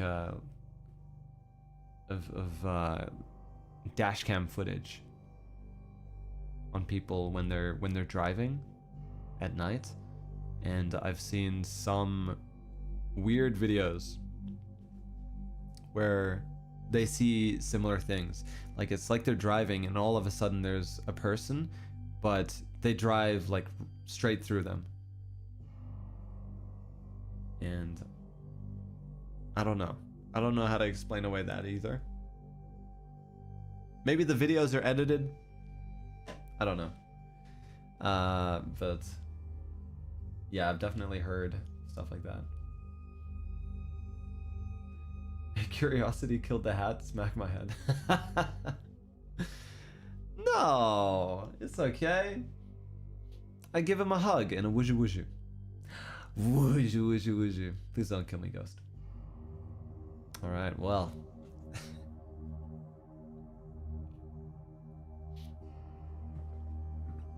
Let's move on to the next story, shall we? Oh, first, dash cam footage always has the creepiest stuff. Like, my own dash cam shows stuff I never even saw. Oh, you've seen some weird stuff on your dash cam? I feel like some of the creepier like YouTube videos where it's scary things captured on film. I feel like some of the creepiest ones are you know, like, what is it, on your doorbell, you know how sometimes you got the camera? Is it like a Ring cam or something? Those ones can be really creepy sometimes, because it's not just paranormal stuff that people will capture. Sometimes it's just really strange people come up and knock on, you know, on a stranger's door in the middle of the night. I've seen videos like that where I'm like, what the heck is going on here? You know, like who, like how does this person even get to this point in their life where they're doing something like this? It's really weird. It's creepy.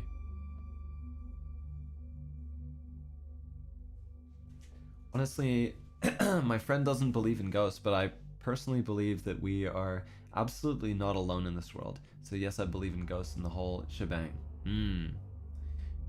Well, I mean, just the sheer amount of accounts from people for, like, you know, since the beginning of history, it's like there's got to be at least a little something to these accounts, right? Like, I don't know. That's why I'm so interested in it. Is it's like it's just the thing that never it never goes away, you know? You know, like people are always saying that they've seen stuff, and you know, and you would think if it was a fad or something, or if it was just for like attention or something like that, you would think that maybe it would go away when people tell these stories and they get, you know, the opposite outcome, you know, and people call them crazy and stuff, but they just keep coming, you know? So yeah, I feel like there's got to be something to it, you know? Like I've had some little experiences that I've told you guys and stuff about, but like nothing that really truly convinces me, but definitely the sheer amount of people that have these types of stories it does make me think that there's got to be something to this, right? So to be honest, real life psychopaths are far more scary than ghosts. Well, I mean, that's you know, that's like a threat right in front of you, you know, there's no getting around that. So yeah, that is scary. My whole life I've seen a little girl who just loves playing games with me. My mom has also seen her before. You just say that so casually. That's just your reality? Well, it sounds like it's not like a hostile presence, so I mean that's a good thing. Obviously. I guess they just want to hang out. Maybe they're just down to hang out. All right, you guys. Next story. You ready? All right. Good evening, Ren. Today, I want to tell you about a terrifying experience I had recently. Okay, gather around, Renvaderz. Here we go. This is a story about when I went shopping with my mom. When my mom and I finished shopping, we were walking out of the store when we passed a man heading inside. I barely noticed him at the time and got into the car, ready to go home. But as we started to drive out of the parking lot, I felt something was wrong. There he was, the same man, standing outside the store, silently watching us. My heart skipped. I was sure he had just gone inside just moments before. My mother and I exchanged a look, neither of us able to speak. We drove away quickly, and when I looked back, he was gone. A coincidence? A trick of the eyes? Or something that was never meant to be there at all? Even now, I still don't know what it was. Only that the way he looked at us had stayed with me. Impossible to forget. Thank you for reading. I hope you enjoyed this story. How was he looking at you? Was he like death staring you? Like, was it an angry look? That's creepy. You know, maybe he walked inside the store, and then as soon as you got in the as soon as you got in the car, he just sprinted outside and just stood there. You know, whenever I'm trying to like explain these stories away in my mind, sometimes it's like I'm like, what would you actually have to do to make this like make sense, you know? So what, the dude just like sprinted out and just stared at you, and then like you looked at him, you saw him staring at you, and then you looked at your mom for like 2 seconds, and then in that short span of time, he sprinted back inside the store. He's like, gotta make this look convincing. Wow, that's weird. That's weird. So you exchanged a look with your mom. So you obviously both saw the same thing, you know? So how is that going to be a coincidence? How is that a trick of the light, you know? Could it have been just no. Could it have been just somebody that was maybe wearing the same like clothes? I don't know. That's weird. Maybe it was a ghost. Maybe it was just somebody who was still just kind of like around, lingering around, you know? Like replaying the same movements over and over. Maybe twins? Oh yeah, it's another twin. Maybe a creepy stalker? No, no. That's creepy. I don't like that. Human brain craves logic and structure for real. Alien brain too, I guess. Wow. This reminds me of something that happened to me. I was being followed once and I got so scared that I randomly started crawling on the ground.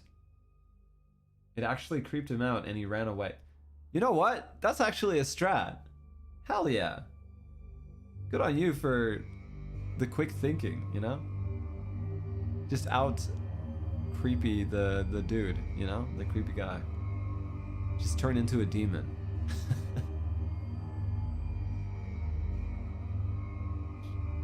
Oh my god, yes, that works. So sorry you had to face that. I hope it was a ghost, yeah. I feel like in a lot of these stories, you know, like the preferable outcome is, yeah, it was just a ghost, you know. Thank you for submitting. All right, next story. This one's a short and sweet one. And they say, I decided to clean my room. That is terrifying. I'm so sorry that... Whoa. I'm so sorry to hear that. That's the scariest thing I've ever heard. The area under my desk was especially filthy, so I figured I'd start there. Without thinking too much, I shoved my hand under the desk. Then I felt something off. Something soft and fuzzy brushed against my hand. I freaked out and yanked my hand back, and then I looked down at it. It was horrifying. There were spider webs and a dead spider stuck to my hand. Okay, that is kind of... That's kind of gross. This was the scariest moment in my life. You know? Especially if you've got arachnophobia or something. That is, you know, quite a traumatic experience. I'm sorry to hear. All the Renvaderz in chat. Ew! Well, hey, at least the spider was dead. At least it's not a snake, thank God. Yeah, actually, that would have been terrifying. A snake under your gaming PC? What the heck? Only Australian things, I guess. The heck? That was a very scary story. Thank you so much for submitting. I hope that you don't have any nightmares about spider webs and, you know, and dirty rooms. Would you?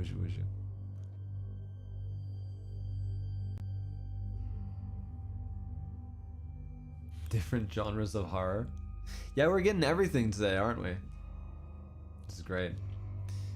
All right, you guys, next story. Get a sip of water.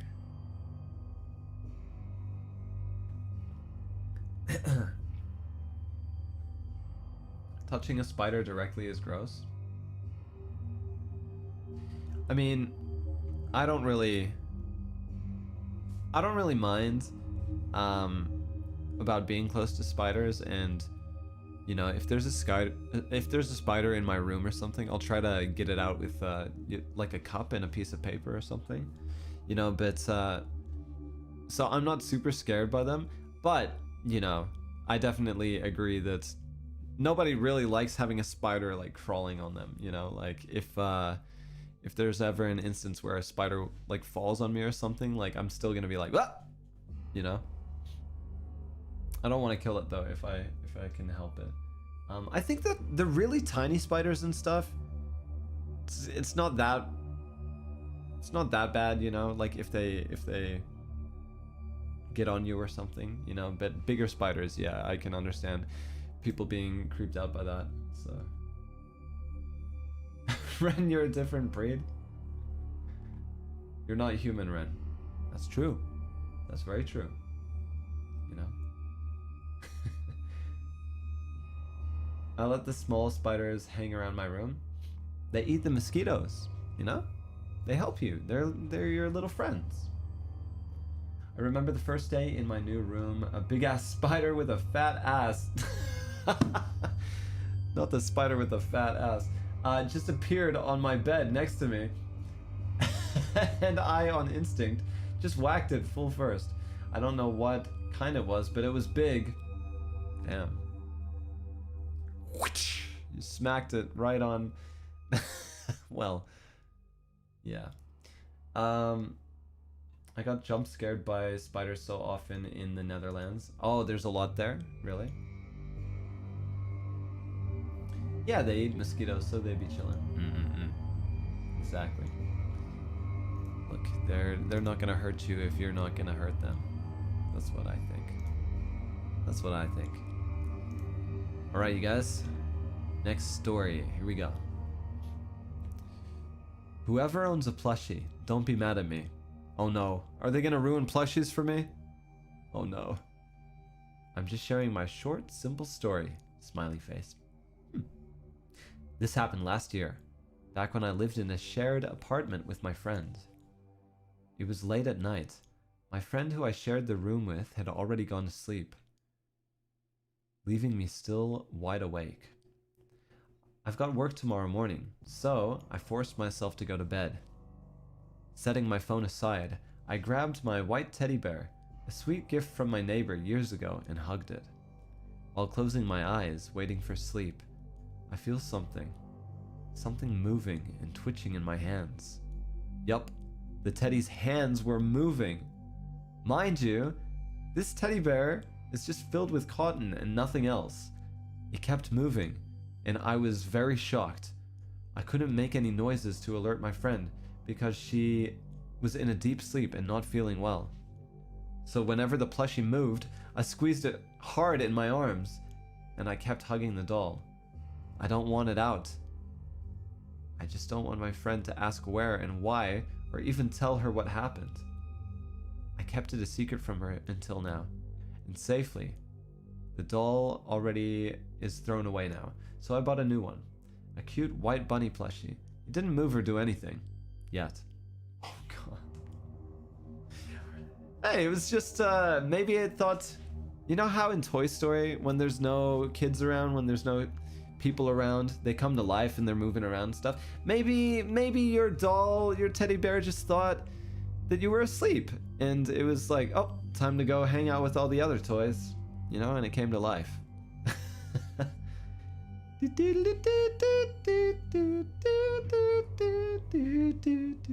got a friend in me.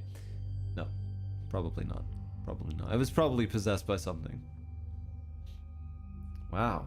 You just squeezed it? I feel like most people would have thrown it across the room.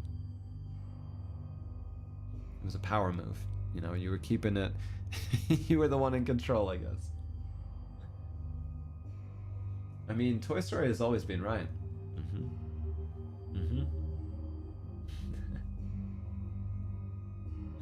Yeah, what the heck? Well, I hope that your white bunny plushie, the new one that you got, I hope that, you know, they're not moving around and they're not, you know, they're not being tricksters in the night. I hope that they're just sitting there looking pretty, you know? I'm sorry to hear about that. It's weird. So weird. See, this is why I don't keep plushies on my bed. I saw a horror story related to a possessed doll once, and I've never been able to sleep with plushies ever since. Really? Dude, I would have too many plushies to throw out, I feel like. Like Annabelle or Toy Story level scary. That's quite a gap in between those two.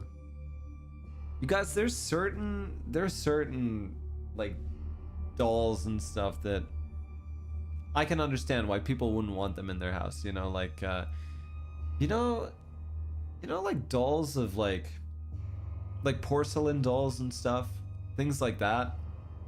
Nuh-uh. No, thank you. Like, that's just too, I don't know, like I wouldn't feel comfortable, especially if it's in your bedroom, you know, like facing you or something, like a porcelain doll or something. Like, ugh, that's creepy. That creeps me out. I don't know. It just makes me uneasy. Like I feel like I'm being watched. Actually, my my grandma, I think she used to collect porcelain dolls, or you know, these little kind of realistic looking dolls at one point in her life. And whenever me and my cousins would hang out over there and stuff, it'd always just be like, ugh, those dolls, creepy. What about nutcrackers? Nutcrackers are creepy, but honestly, I don't know. They're kind of nostalgic to me. Like, they are very Christmassy, very like festive and stuff. So it's kind of like, I don't mind them too much, but there are definitely more realistic ones that look creepy. And yeah, like I would never own one myself, probably. Maybe it's just because they look too much like humans. I think that's what it is. It's like uncanny valley, right? Yeah, I'm pretty sure that's what it is. Like that's where you get the heebie-jeebies from, I guess. All right. Well, thank you so much for the story. I'm still okay with having some plushies, you know. Until it comes to life and it tries to, I don't know, kill me in the middle of the night or something. All right, next story. I use Google Translate, so sorry if it's a little strange. No problem, don't worry. All right. They say, that day was a bad night. My friend invited me to go for a night drive, so I decided to go. I set up my car navigation system, but I can't find my destination no matter how long I try. I know this road, but I keep going around in circles. My friend who's driving kept telling me something was wrong and that we should go back, but we didn't, and I got anxious. Before I knew it, I had reached a place where there was a no trespassing sign. Suddenly, a sign appeared, and I was so scared that I didn't go outside. But I could faintly hear some lively voices coming from the other side of the sign. I had a bad feeling, so I told my friend, "Let's hurry and get out of here. If we stay here, we'll be dragged down. There are ghosts on the other side. We can go home now. Let's get out of here quickly." And we left the place. Wait, you just knew that they were ghosts? What if it was like a party or something? Could have been fun. If I had stayed outside at that time, I really wouldn't have been able to go home, because even though it was supposed to be bustling on the other side of the sign, there was one woman shouting, "Get away from here! Just get away! You're being targeted!" What the heck? That's my scary story. I'm glad I was able to get home safely, and nothing happened to me or my friend after that. What the heck? Okay, you know what? You made the good choice. You made the good choice going home. Wait, get away from here. You're being targeted. What in the world was going on out there? What kind of messed up party were they having? What the heck? That's weird.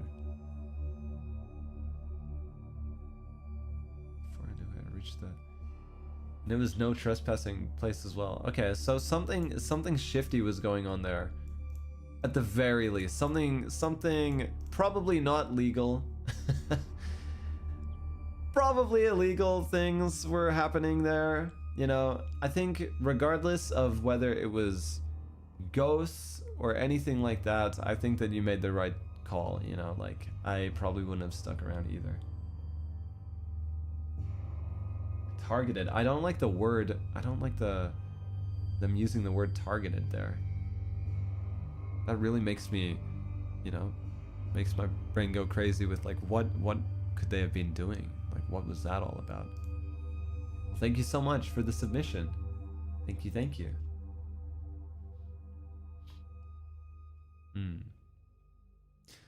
Alright, next story, you guys. When I was in college, I lived in a share house with a few of my friends. One night, I went to bed around midnight. Just as I was about to fall asleep, I suddenly heard a sound that was exactly like someone typing on a keyboard. Ooh, keyboard ASMR. The thing is, that sound was very clear and close to me. Obviously not from my friend's room next door. What made it even more creepy was that my bed was facing my desk, and my keyboard was sitting right on it. I was absolutely certain that the noise was coming from my mechanical keyboard. I was lying on my side with my back facing the desk. I didn't dare make a sound or turn around, just pretending I was asleep and didn't notice anything. The typing noise had no pattern at all. It came and went irregularly, and it didn't sound like a mouse or any other animal.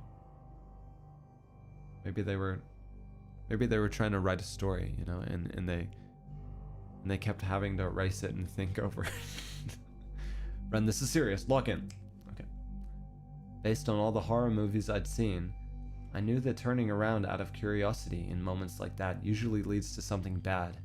So instead, I forced myself to think about bigger, more abstract things, like the birth of the universe and the rise of human civilization. Damn!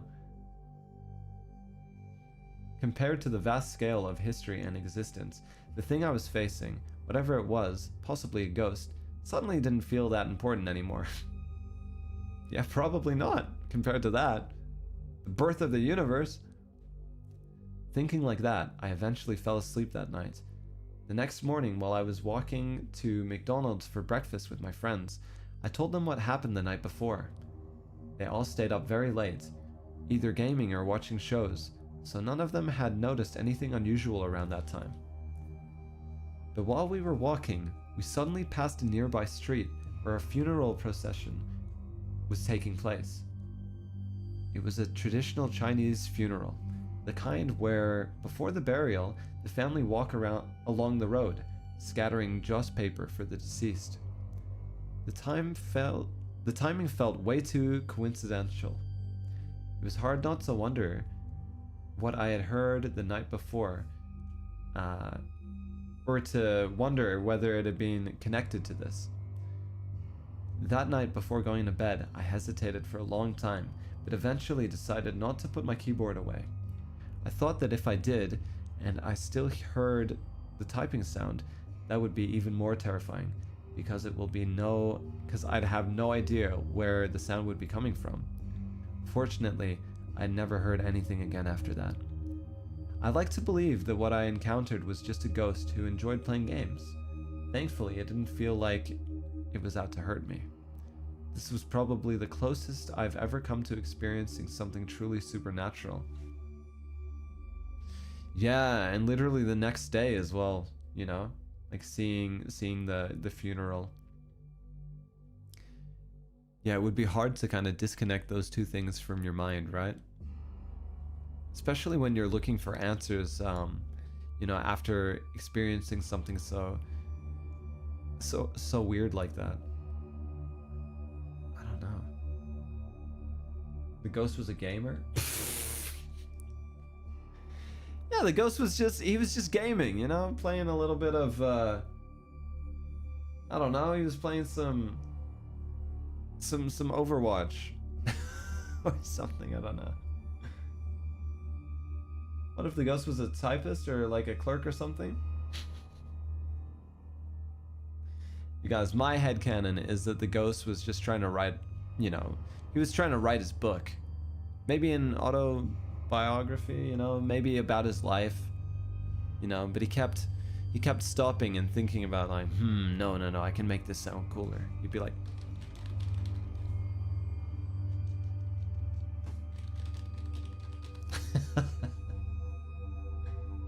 they were just writing a ghost story. Yeah. Maybe the ghost was typing a comment into a stream. Maybe the ghost was like a Niji fan. Maybe they maybe they were just supporting their Oshi, you know?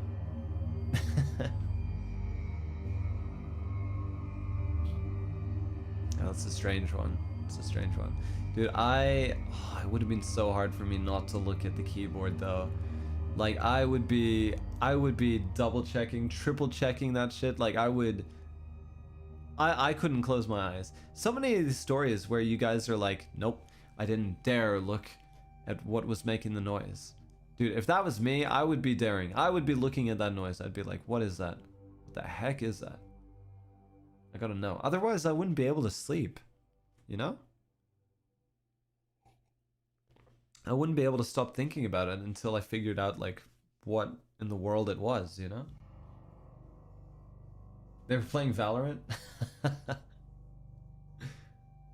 was the ghost of Shuyamino, and he was playing Valorant. Woo!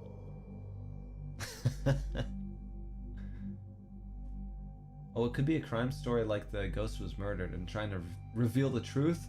Can you imagine? Plot twist.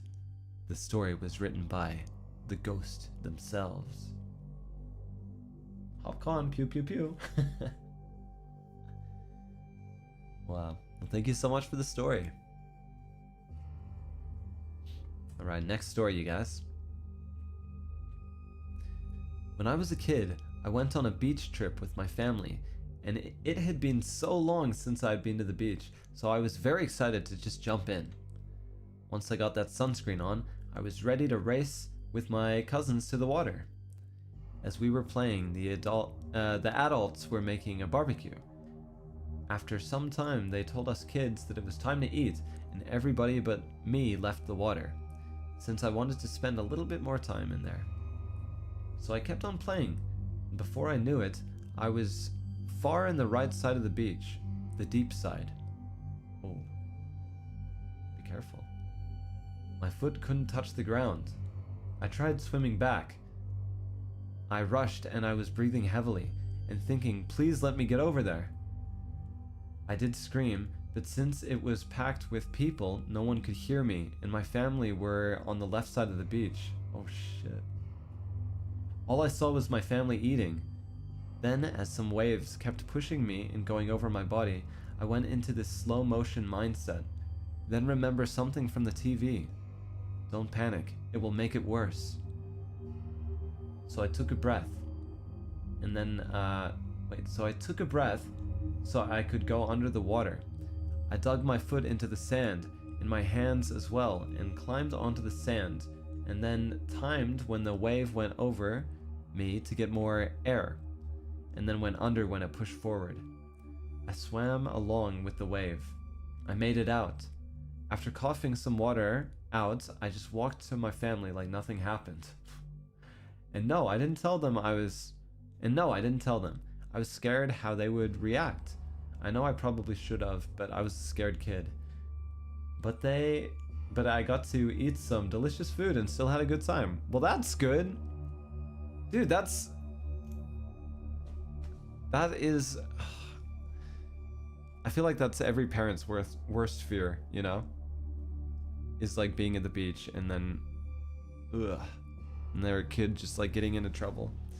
I'm so glad that you watched that thing on TV that reminded you to stay calm, you know, because those situations can get extremely dangerous so fast, right? So, like, really good on you for keeping composed and, you know, finding a way back to shore. Yeah. Wow. That, I mean, that's just like a legit, just scary story.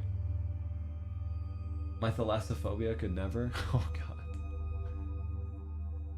Yeah, because I feel like so many people, you know, underestimate how strong, you know, the current and like even the waves pulling you back into the ocean can really be, you know. And yeah, if you don't learn that lesson when you're younger, you know, then there's a lot of bad, you know, like I've heard a lot of stories of, you know, bad things happening like that. So I'm really happy that you know, that you got out of that situation. You didn't even tell your parents after that thing. Did you tell them in later years? Did you tell them that that happened? I can understand it though. I totally can understand it because I don't know, when you're young like that and something like a dangerous thing happens to you, sometimes you just get it in your head like, if I tell my parents, they're going to be mad at me, you know? Even though that is not the case at all. They'd be like, you know, they'd just be happy that you're safe and stuff, right? And they'd want to know about it. But I think lots of us have had experiences like similar dangerous kind of close call experiences when you were younger, and you don't want to share it with people because you think you're gonna get in trouble. As someone who is short, it always scared me when I didn't feel the ground whenever I went swimming. Yeah, you know, like, I don't know, when I go to the beach and stuff, I kind of stay in the shallow area anyways. I kind of don't like just full on swimming like at the beach, like with the waves and stuff, for that same reason, you know? I'd rather be able to just like have my feet on the ground, you know, unless I don't know, if I was learning to surf or something, which I would like to try one day. I think that could be fun. But, you know, just being out in the water, just swimming by yourself and stuff, I'd rather just like be closer in the shore, especially because in Australia, you know, like there's sharks and stuff, and yeah, I'd just rather not chance it.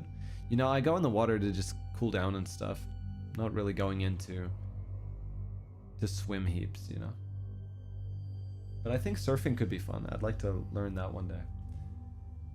I love beaches, but I can't ever go because I have the worst fear of water. Yeah, I think they get mad because they're worried. Yeah, that's true actually. They'd probably freak out and, you know, and get, well, not angry at you, you know, but just like so overwhelmed by how close call the situation was, you know, and then they kind of scold you for it, I guess. Yeah, I got my hand stuck in the escalator handrail and didn't tell my mom because I didn't want her to worry. Good thing I got my hand back in one piece. Yeah, what the heck? How'd you get your hand stuck in there? Like your sleeve or something? Sharks are peaceful though? Yeah. That's, you know, like they're probably not going to, you know, like 9 times out of 10, they're probably going to leave you alone if you're, well, I don't know, like there are shark attacks and stuff in Australia. I feel like it's not that rare, you know, because they mistake humans for like prey and stuff, you know.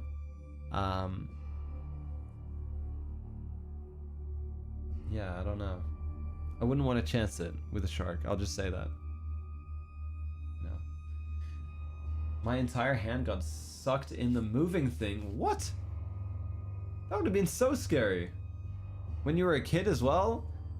Dude, that would have been the start of a new fear. New fear unlocked. Escalators. Wow. Well, I'm glad that nothing bad happened. Alright, thank you so much for the story. Next story, you guys. Another short one. Hi, Ren. This happened around late last year. Ooh, a recent one. I live in an apartment with my friend due to uni. One night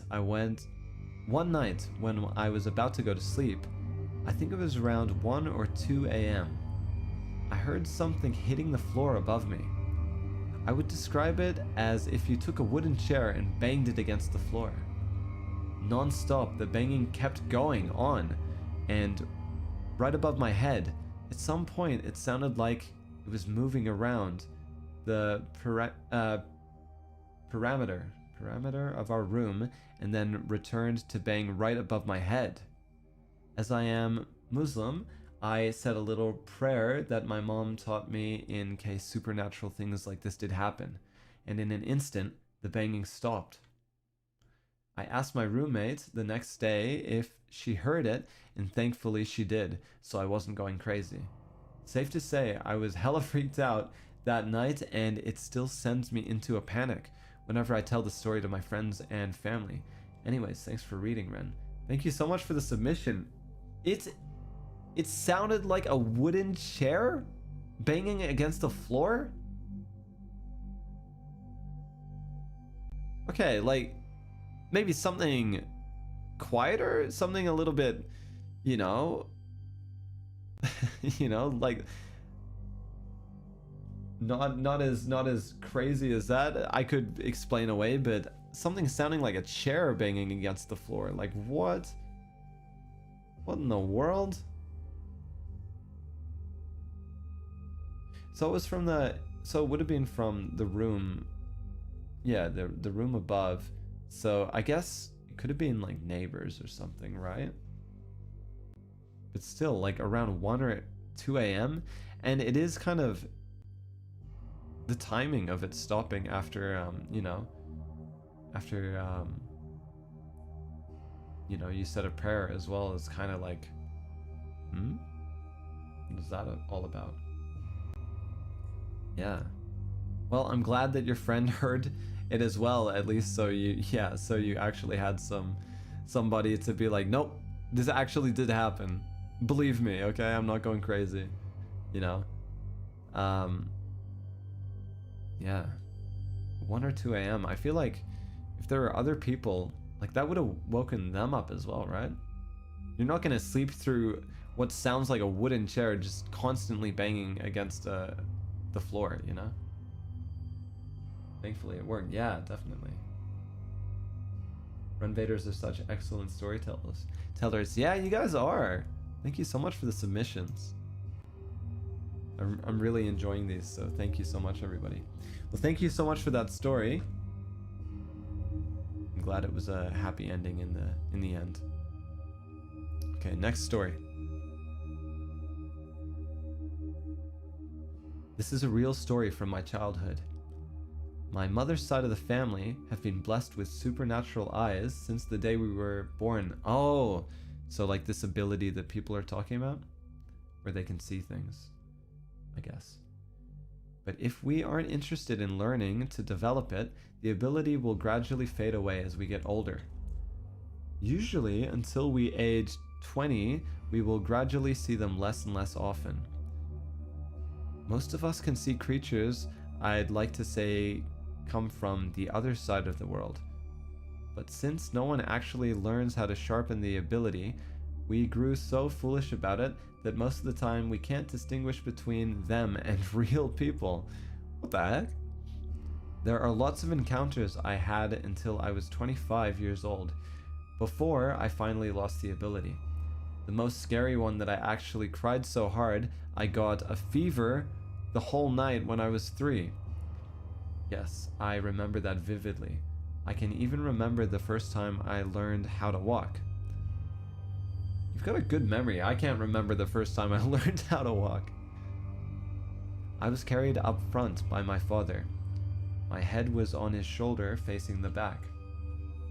I remember we were walking through an abandoned garden with an old, lonely cemetery in it at around 8 p.m.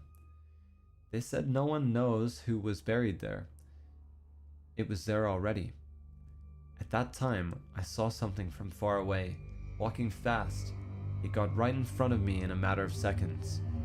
In our language, we call it Banaspati. Banaspati? It was a creature made out of fire.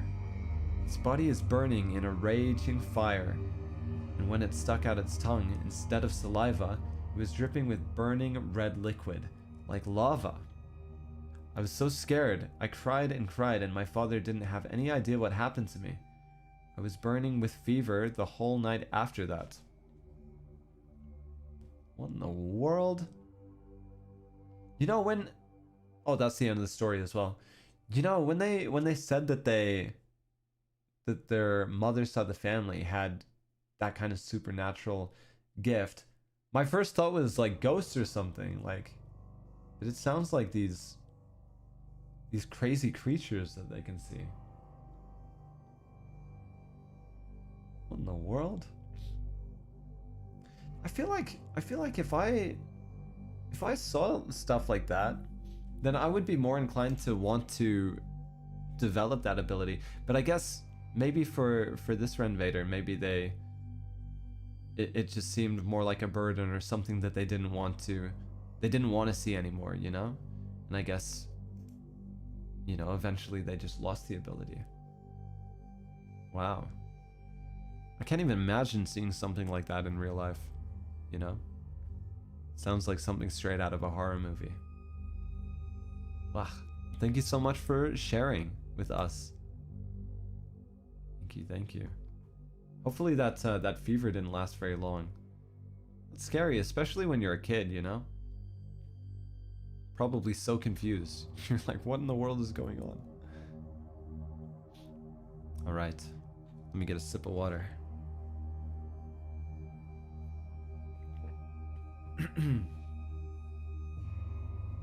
Can't even imagine that one. Yeah. Its main character energy? Oh, it's from Indonesian fire spirit. Oh.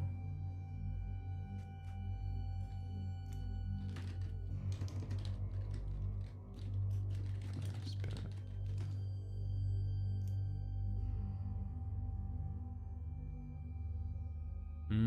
Okay.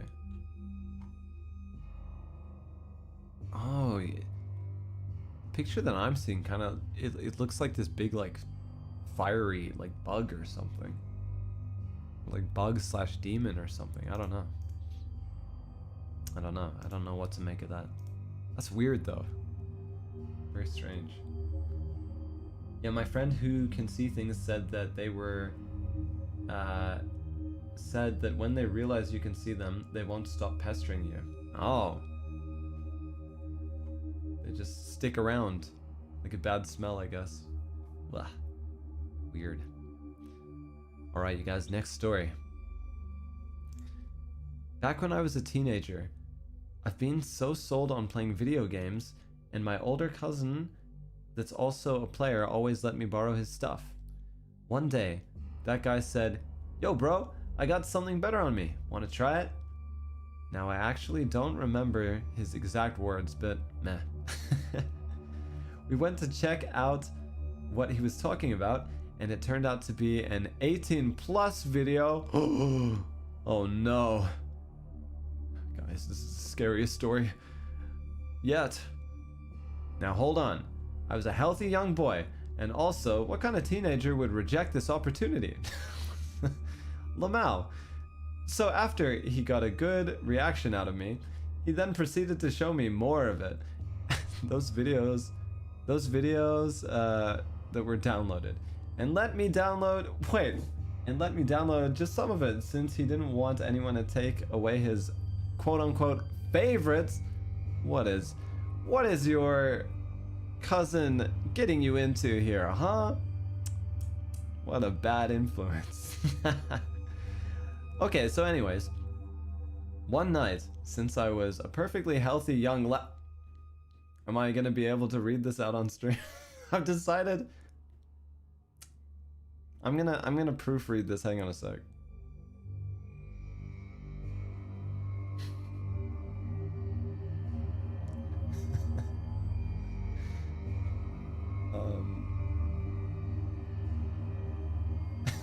What the heck? Okay, I don't think I can read this.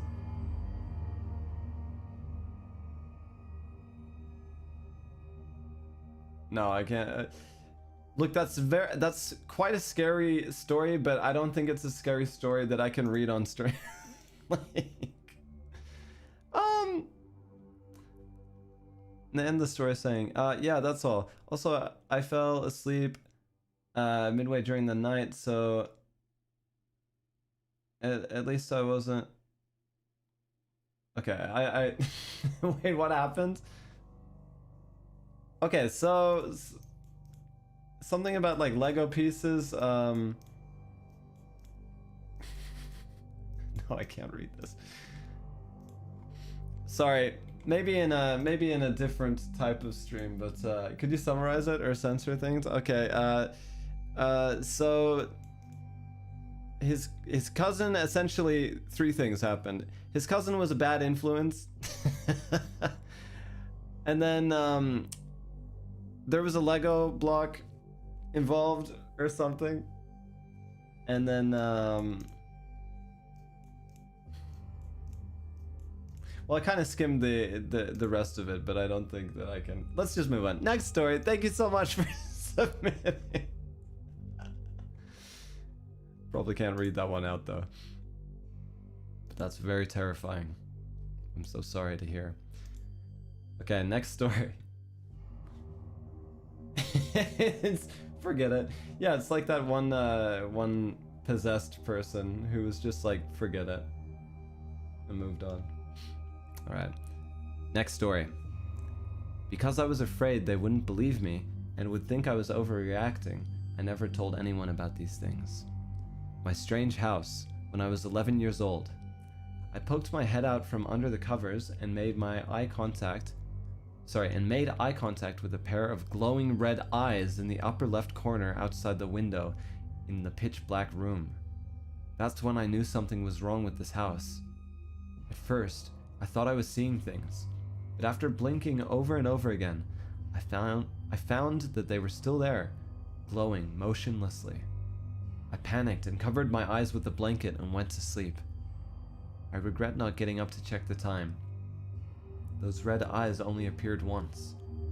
The next morning when I opened the curtains, some reddish-brown paste-like substance was stuck to the window. It was really disgusting.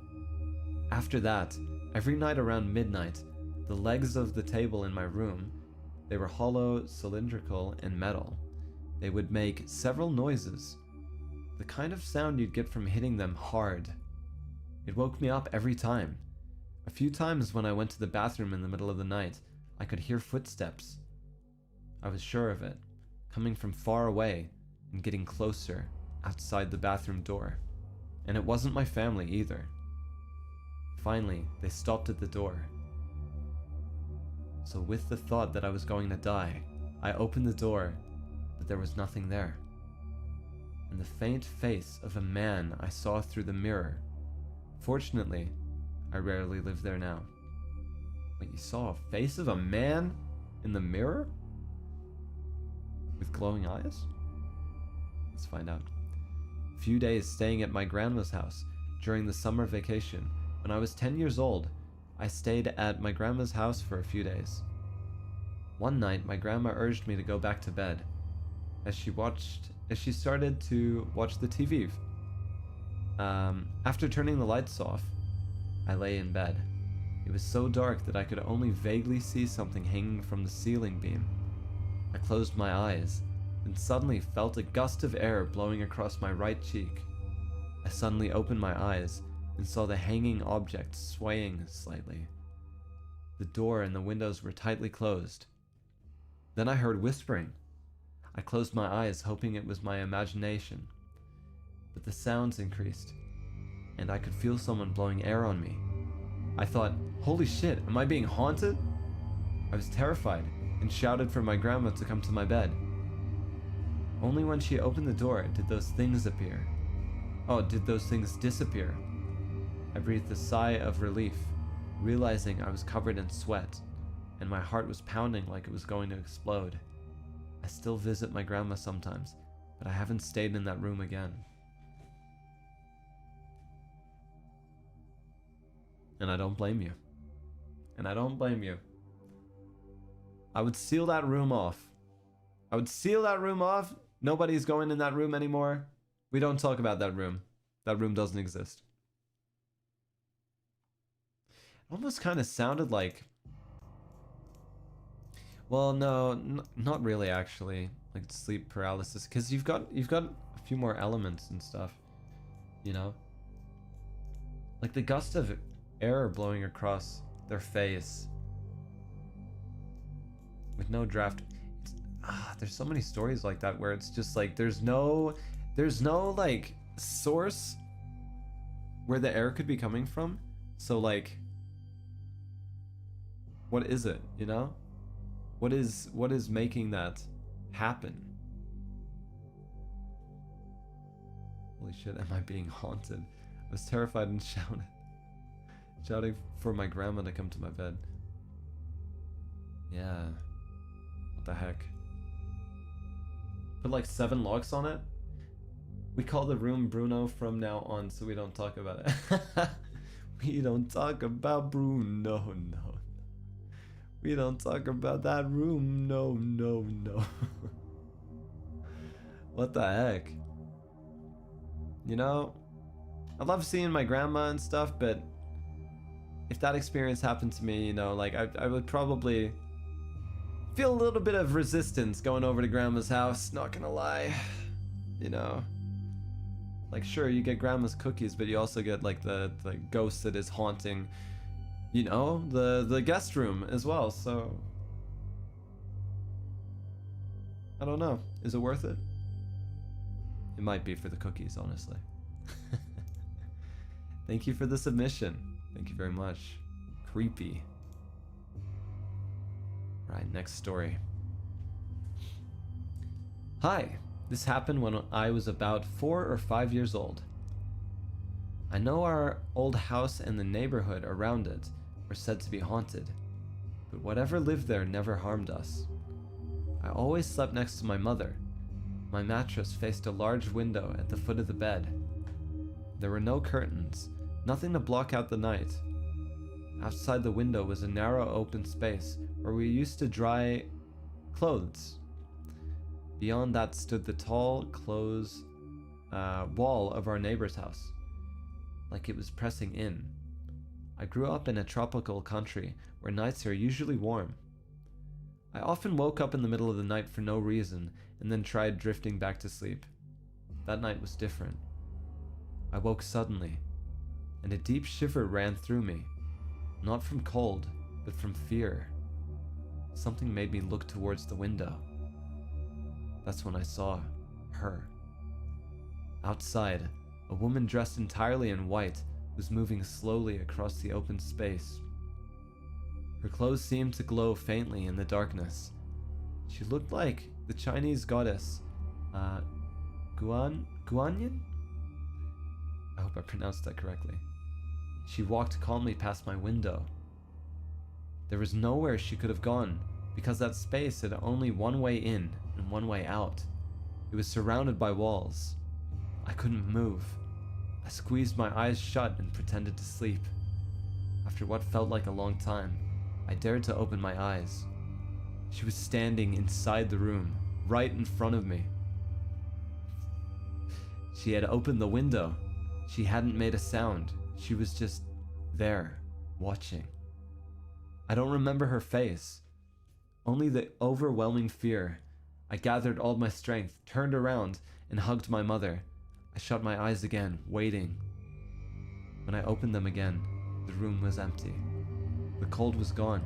She had vanished. I never saw her again. Even now, decades later, the memory is too vivid, it can't be a dream.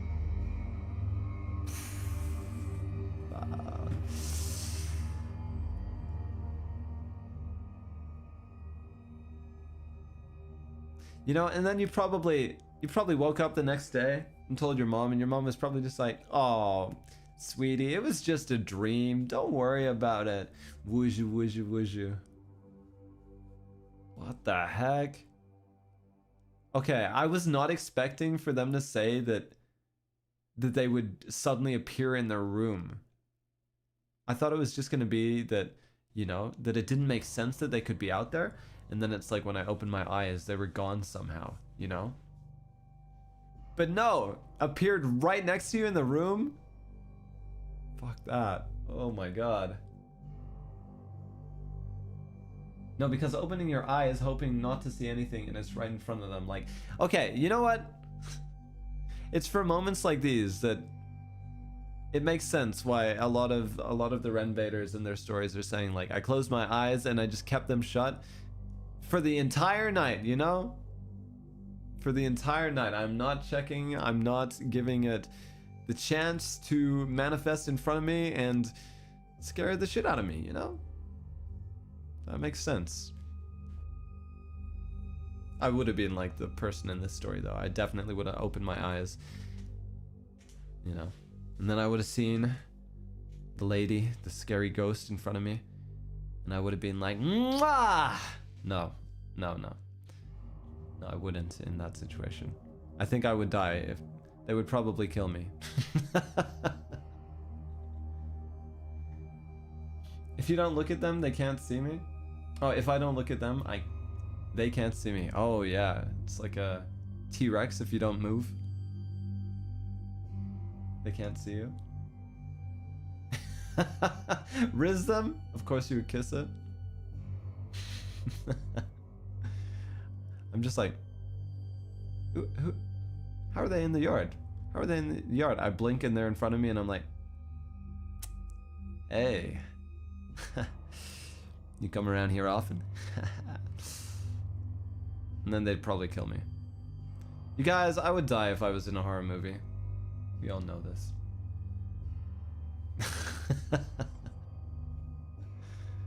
Oh boy. Oh god. Hey, how you doing? Yeah, like Joey from Friends, how you doing? Oh my gosh.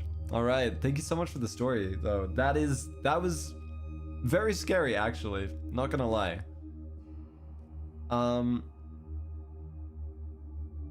Dude. Like, every night from that night on, I would be looking outside my window. I would be scared looking outside my window, you know? Just in case I saw them again, you know, just walking in that area. No, Ren. You'd definitely be the first character to go.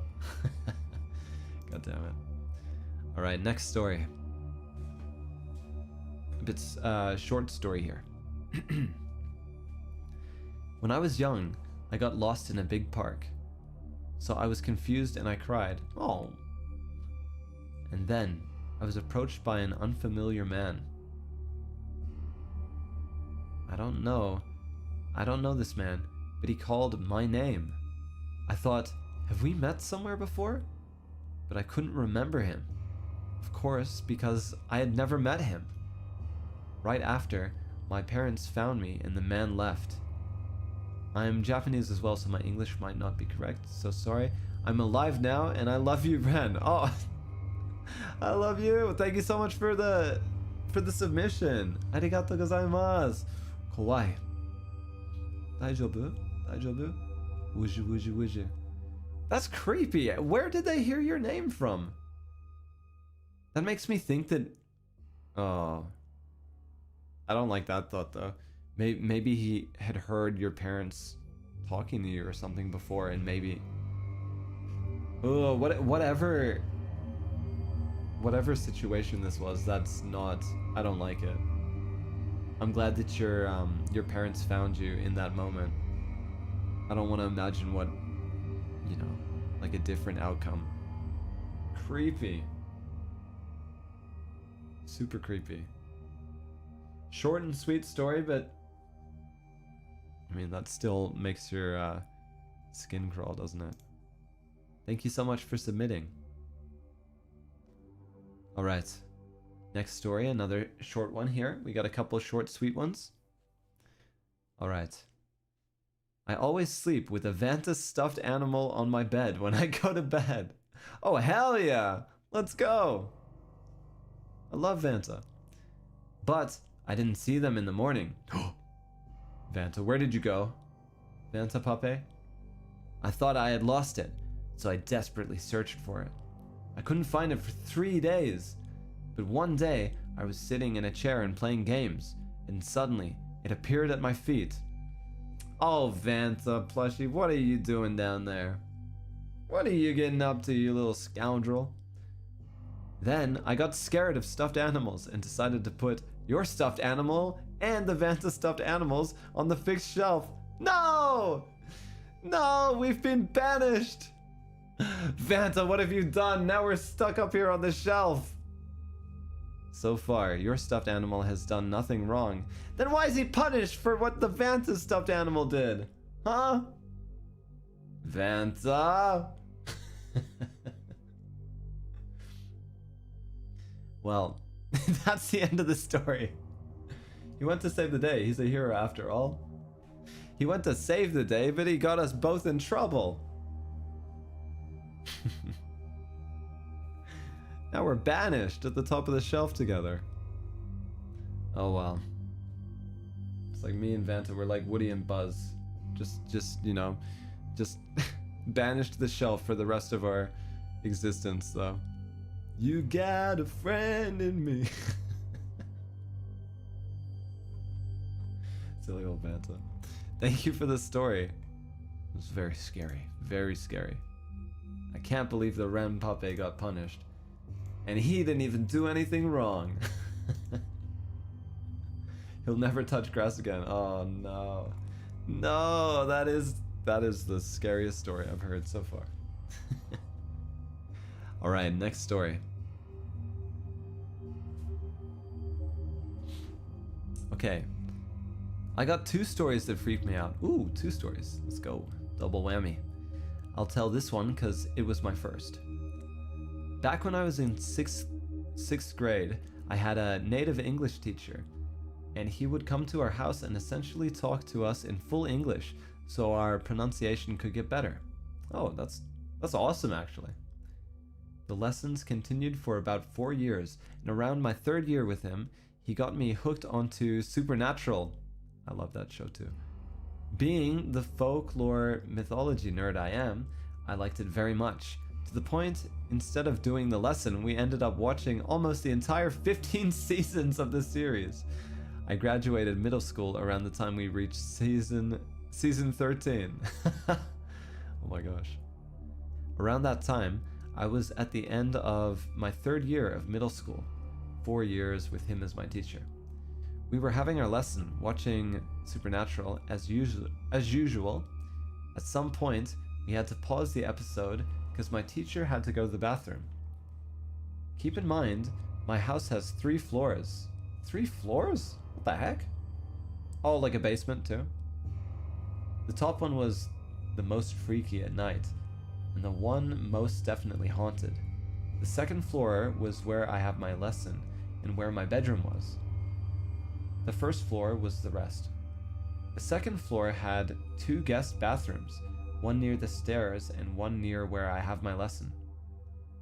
The one near where I had my lesson had a window that makes you able to see outside the bathroom towards the hallway. The rooms we were in were closed shut by my teacher when he went to the bathroom. I was there chilling and waiting for him while reading a book, when suddenly I heard footsteps. I assumed it was my teacher, but then the footsteps started to get faster and faster and faster. The sounds were loud as well. It sounded like they were running in circles outside the room. At this point, I thought that maybe it was one of the housekeepers that worked at my house. But the thing is, my lesson that day was quite late in the day, like at night. So basically, it was dark as fuck. And no one, and I mean no one, in my house, even the workers, had the guts to go to the 2nd floor or the 3rd floor of the house with how creepy it was. Me, being the smart child I was, and knowing what happens to stupid people in horror movies, stayed in the room, sat my butt back down on the chair, and prayed to God it was just the worker. Okay, you're smarter than me in that situation. After what felt like a good 15 minutes, the running finally stopped. 15 minutes? And 5 minutes later, my teacher came back. I was about to ask him if he heard running. The running sound. You know, to make sure I wasn't crazy. Before he beat me to it and asked if I heard running. At this point, I'm at the brink of almost crying, cause what the hell? And I said yes. I asked him if he said who was running out. Oh, sorry. I asked him if he saw who was running outside the window. He said no. Apparently, when he heard the running, he assumed the same thing as I did and checked through the window. When he looked outside, there was no one. But the running sound was still there. So, he just stayed in the bathroom until it stopped. We just stayed there looking at each other, going, what the fuck? And continued to watch Supernatural. Till this day, that was the only time I ever heard running noises like that on that floor at night. Note, after the lesson, I asked my parents, brother, and the workers if they went up to the second floor and ran around the floor. All of them said no. Also, if you want to hear the second story, I'll send the Supa and tell the entire thing in replies because it's also long. Thank you so much for submitting. What the heck?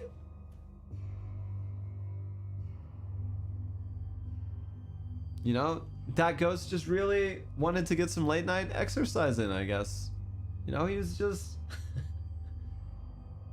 That's weird. That's weird. For 15 minutes, that's the thing that gets me, is like 15 minutes of just hearing that. I feel like, is it terrifying the entire time? Or like after 10 minutes, are you just like, what the heck is happening? Like at that point, I would get curious and I'd just be like, I'd look outside. I'd be like, what is going on? Because 15 minutes is a long time to just be like, I would have turned off the show, man. Yeah, no more Supernatural tonight. You know what? We can watch, I don't know, like cute puppy videos on YouTube or something. That is really scary. Yeah, that's creepy. It's creepy. And yeah, the teacher was literally so scared that they just stayed in the bathroom that whole time until it like ended. My gosh. Well, I mean, you checked with everybody that it possibly could have been. You know, I know it's a big house and there seems to be a lot of people around and stuff, but if everybody was kind of accounted for somewhere else, then yeah, then what in the world happened? What if it was your teacher this whole time and your teacher was just like, did you hear that? And they were just pulling a prank on you or something.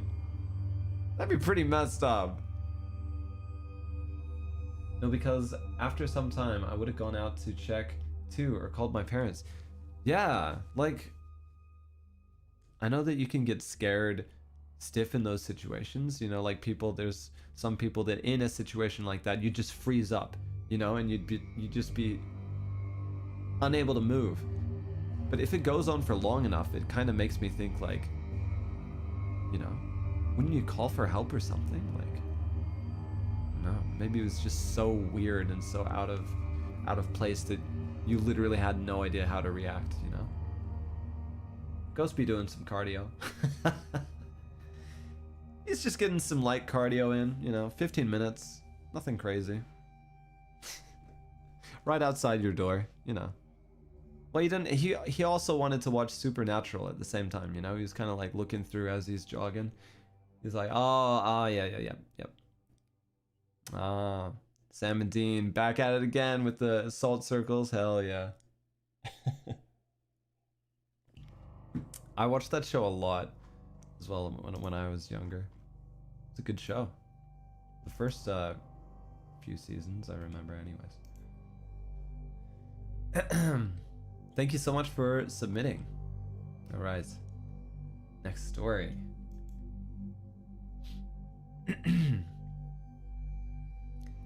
When I was in middle school, I joined a Chinese orchestra camp. That sounds awesome. Right off the bat, that sounds awesome. I would love to be in an orchestra camp. That'd be so cool. Want to learn violin. Because we had to stay overnight at school, boys and girls slept in separate classrooms. The desks and chairs were pushed aside and we just slept on the floor. We stayed on the second floor of building B, sorry. The building had 3 floors, with staircases on the left, middle, and right. Our classroom was on the left. On the first day of camp, after practice ended, everyone went to the cafeteria for dinner. One of my friends, A, finished eating early and said she was going back to the building to shower first, so she left on her own. First mistake, you guys, first mistake. It was around 6 p.m. at the time. The sky was getting darker, but it wasn't dark enough that you couldn't see people. You could still see things clearly. After we finished eating, me and a few of my friends walked back to Building B together to shower. We went up the left staircase to the second floor, and as soon as we stepped out, we saw 2 people on the other side of the hallway. It was A, and another friend, C. They were on the right side of the building, Building B, walking towards the staircase on the far right. That side of the hallway didn't have the lights on to save electricity, but because it wasn't fully dark yet, we could still see their backs. Everyone immediately felt something was off. The showers were on our side, so there was no real reason for them to be walking that way. So we called out their names. We shouted several times, but they didn't turn around. They just kept walking forward. I was walking at the back, so personally I didn't see them very clearly, but the others were very sure it was A and C. A was especially easy to recognize. She had the longest hair in the entire camp, over her waist. The person we saw had the same long hair, and that day, A was wearing the exact same pants as the person we saw. In the end, we decided not to follow them and just went back to our classroom first. As we walked in, we saw A inside. Her hair was already washed, and she was holding a hairdryer, looking confused. She asked us why we had been calling her name so loudly in the hallway. At that moment, everyone except me was completely freaked out, because we were sure that just exactly before we walked in the classroom, the person we saw in the hallway was her. Later, a senior heard about what happened. He just mentioned that on the first day, someone had played a piece in the orchestra that wasn't commonly performed. He didn't really explain anything. He just said that sometimes strange things happen after this piece is performed. Then he added one more sentence. If you had actually followed them, it might not have ended with just seeing their backs. What? Nothing else happened after that. That's the end of the story. Teacher? Teach? Why did you have to add that? Why did you have to say that? We were already freaked the fuck out. Why did you have to add that into the mix? Come on, what the heck? Oh, he was just playing into it. He knew that everybody was freaked out already. Ugh, that's some weird doppelganger stuff going on. You'd be so confused being the girl, you know, already in the other room and hearing that and just being like, we literally saw you outside. They'd be like, what do you mean? What are you talking about? Ugh. Something's going on. Something weird is going on. Ooey, ooey, ooey. Wooshu, wooshu, wooshu, Renvaderz. That was a freaky one. That was actually pretty creepy. That one gave me chills. Wow. Orchestra camp, am I right? Typical orchestra camp things.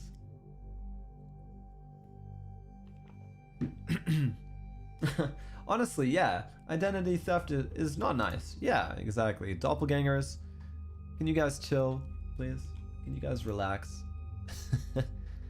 That was a really creepy one. Thank you so much for submitting.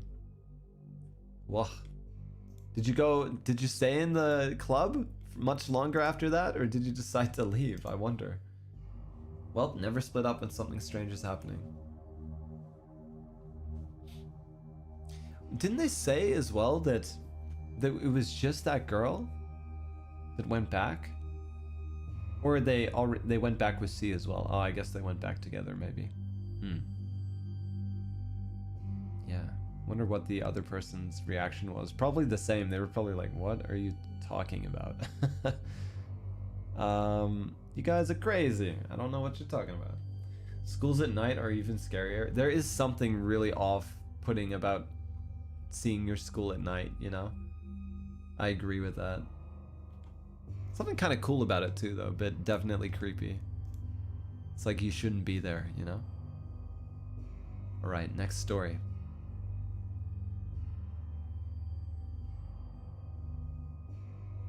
It was at night when I was completely alone at home. Half asleep, I stood in the master bathroom, brushing my teeth. I was so exhausted that I hadn't even bothered to turn on the light. The darkness felt thick, heavy, as if it were pressing in on me. Then, I heard it. A thin, shrill scream, sharp enough to cut through my drowsiness. It echoed faintly at first, distant and uncertain, but then it came again and again.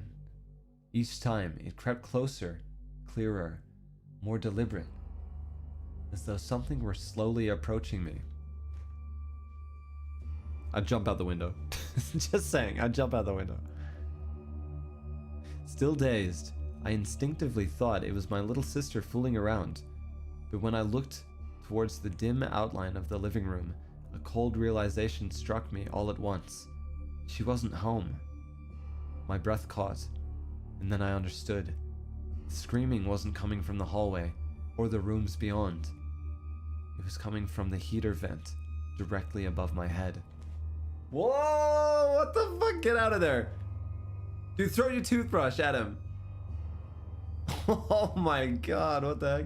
That's the end of the story. That's where it ends? Are you kidding me? You can't end on that cliffhanger. What happened? And then you probably went to bed, right? You're probably like, ah, it was probably nothing. What the heck? Something screaming in the heater vent? They were probably like, can you turn off the heating? Oh my god, I'm boiling alive in here. Poor thing.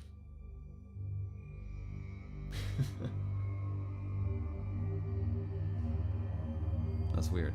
That's weird. You didn't see anything though? Maybe it was just the heating.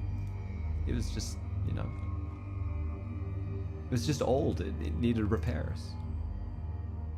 You guys, I gotta try to justify each of these stories. I gotta try to inject a little bit of copium, you know, just for the Renvaderz that are shivering under their blankets right now listening to these stories. You know, it was probably just the heating acting up. You know, don't worry, you guys. Whoosh, whoosh, whoosh. Yeah, no. That's creepy. Thank you for the submission. All right, next story. Next story.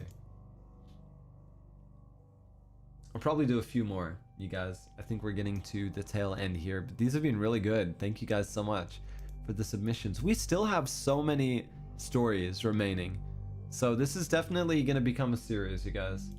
I hope you guys are okay with that. These streams are really fun for me. I really enjoy doing these with you guys and just hearing your experiences, you know? I wanna know even more. It's really cool. Makes you think a lot as well.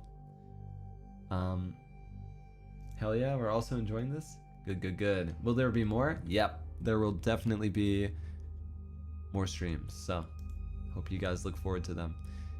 Here's the next story. You guys ready? All right. Huddle together, everybody. Hi. I'm really excited about the stream because I personally love scary stories, and I hope you enjoy reading our stories too. Sorry if my story is long, by the way. No, the longer the better, honestly. I love getting immersed in these. So, a little bit of info. I'm from Indonesia. A lot of people here believe in ghosts and spirits, and I've seen a few things myself too. But today I'll tell you a story about something that happened to me and my friends back in middle school. Back then, I had a small group of friends, and we were very curious kids. There was a rumor going around that our school used to be an old hospital.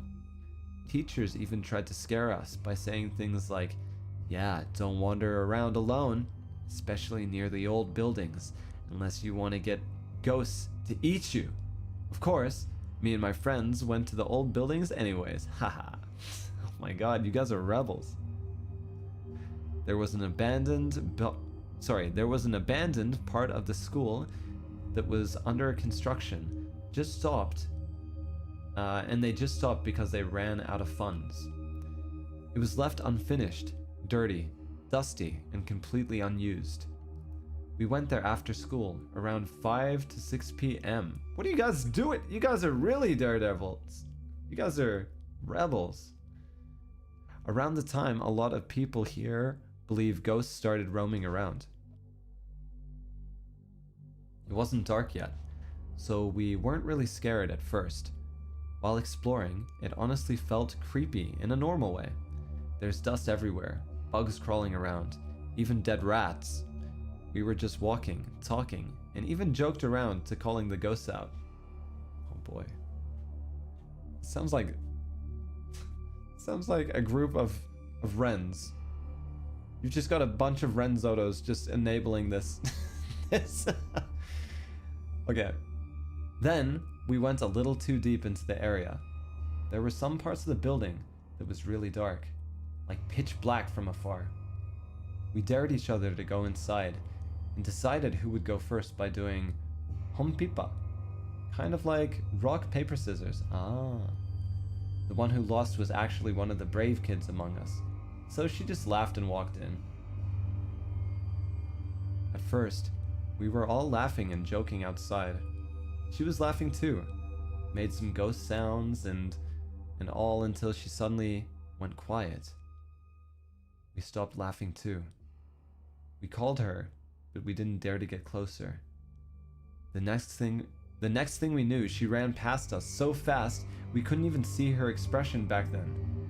Me and my other friends froze for a second before we ran too, while screaming. As we were running, I heard a voice whisper right next to my ear. Get out. I still get goosebumps every time I remember it. The crazy part is, my friends heard it too. Oh my god. That friend actually peed her pants and had nightmares for a week after that. Your poor friend. Oh no. And the weirdest part was all of us got a fever the next day and ended up missing school for a few days. We laugh about it now, but back then, it was one of the scariest things we experienced as kids.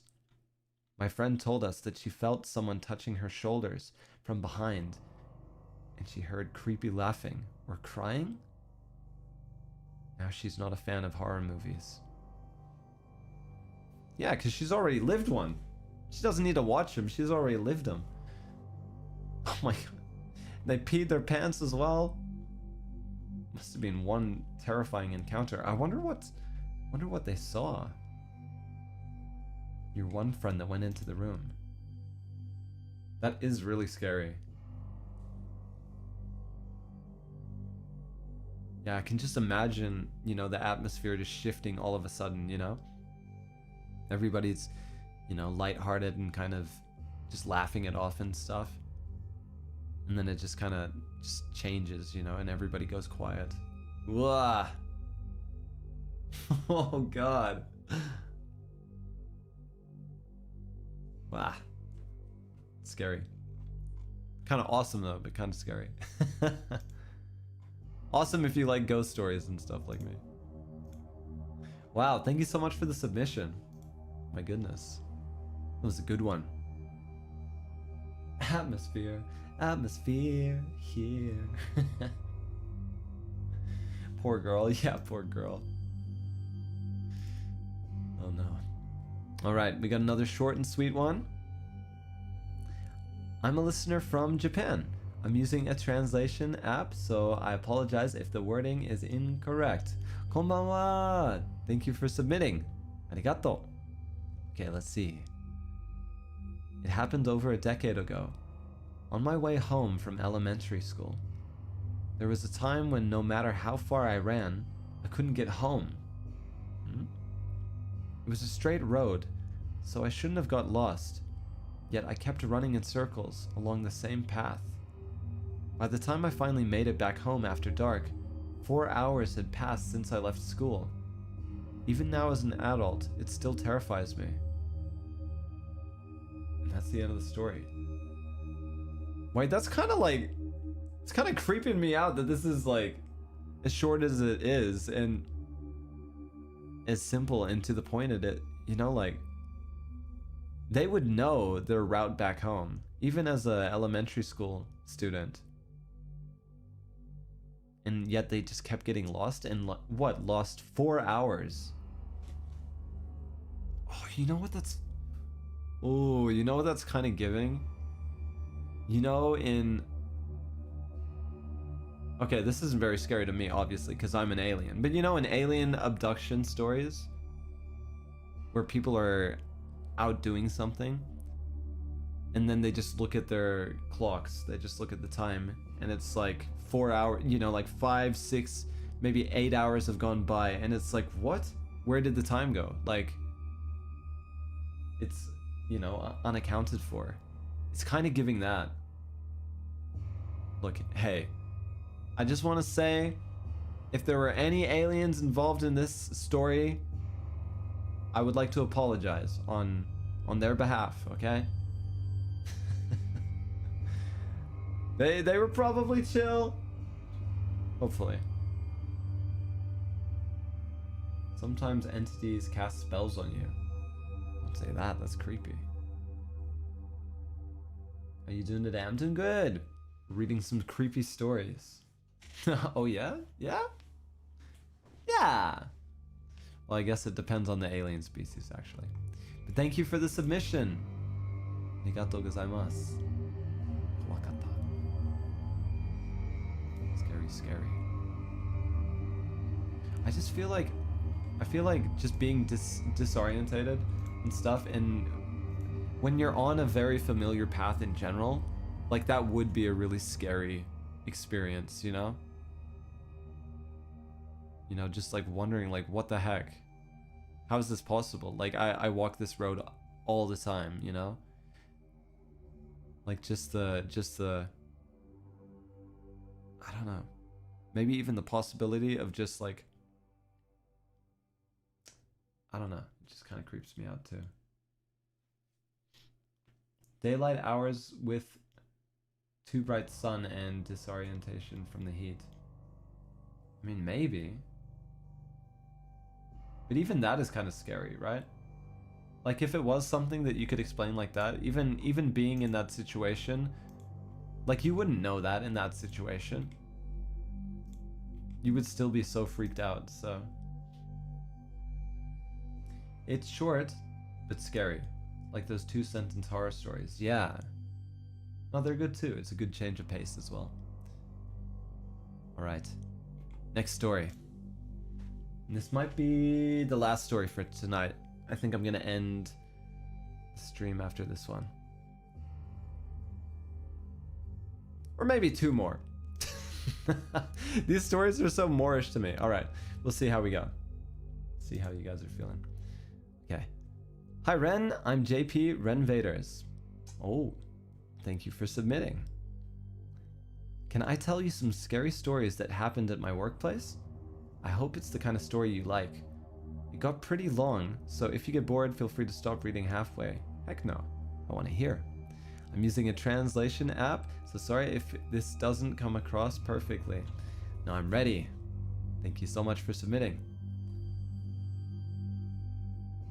Alright, here we go. I work at a big furniture store right now. and I'm pretty sure there's a ghost there. Weird things happen all the time. The first one happens after the store closes, when we clean the bathrooms.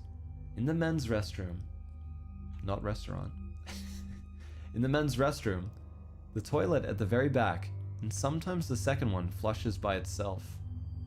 Ooh, I've heard this before. Creepy. At first I thought it was just a sensor malfunction, but it only happens during night cleaning. Yeah, it only happens during nighttime cleaning. When I asked the people who clean it during the day, they said it never happens to them. You get used to it and can clean while ignoring it. But one day when I was cleaning alone, 2 toilets flushed at the same time. I was so scared I completely froze. I'm not in charge of cleaning anymore, but it's still happening, and the part-time staff who do it now are really scared. Well, I'm glad it's not your responsibility anymore. Oh my god, what the heck? The second one happens in the curtain section. Sometimes I hear a woman's voice say, "Sumimasen." So I turn around thinking it's a customer, but no one is there. Boy. The ghost in the curtain section was already a well-known story even before I started working there, and many other employees have experienced it too. It might just be an auditory hallucination, and it's only a voice, so it's not a big deal, but it's really unsettling. Imagine this. There are rows and rows of curtains displayed on both sides of the aisle. You hear of... Oh, I don't like it. I don't like it. This is creeping me out. You hear a voice, turn around, and no one is there. It feels like someone is watching you from behind the curtains. And the thought that it might... Oh, and the thought that I might accidentally make eye contact with them is terrifying. I always leave the area without looking at the curtains. Nope. I don't like that. That's creepy. The third one happens at night in the back area of the store. At the very back, there's a small concrete storage room where gasoline and chemicals are kept. It has a heavy, solid door, but sometimes when I walk past it on my way home, I hear knocking from inside. You do? Tap, tap, or sometimes loud banging. At first I thought someone might be working inside and hitting the door, but there's never anyone there. After closing, it's locked and managed, so no one should be able to enter. I wonder if it was the wind, but there's no way a heavy door that's hard to open would bang like that from a little wind. Even during the day, the room is dark, cold, and creepy, and at night, it's terrifying just to walk past the door. By the way, that storage room is also used to keep things that the store doesn't use anymore. And there are mannequins left inside. Of course there are. Of course there's mannequins in there. Oh, you guys, it's the mannequins. The mannequins are banging on the door. It's pitch dark, and when you turn on the light and mannequins... Sorry, I'm having a moment. I might be getting tired. It's pitch dark, and when you turn on the light, the mannequins suddenly come into view. It honestly feels like you might lose your mind. That place is seriously disturbing. There are other small things too, but these 3 are probably the store's classic scary stories. They are all real, and both I and the other people have experienced them. Another thing happened once. The moment I stepped out of the break room and closed the door, someone suddenly banged on it from the inside. Bang, bang. I was the only one in the break room, just seconds before that. It really startled me. It only happened once, but it was the scariest. This whole store is haunted. Like literally every corner of this store is haunted. I want to visit it. I want to go see. I remembered one more story from a few years ago. After closing, staff reported that a customer was still inside a fitting room in the back area of the store. When we went to check and asked them to leave, there was no one there. This happens frequently for a while. And eventually, by order of our manager, that fitting room was closed.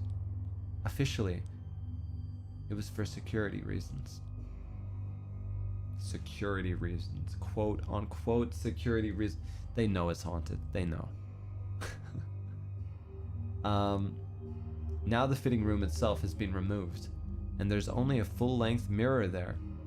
Just having a mirror there feels creepy in its own way, right? Yeah, it does. Why did they have a mirror there?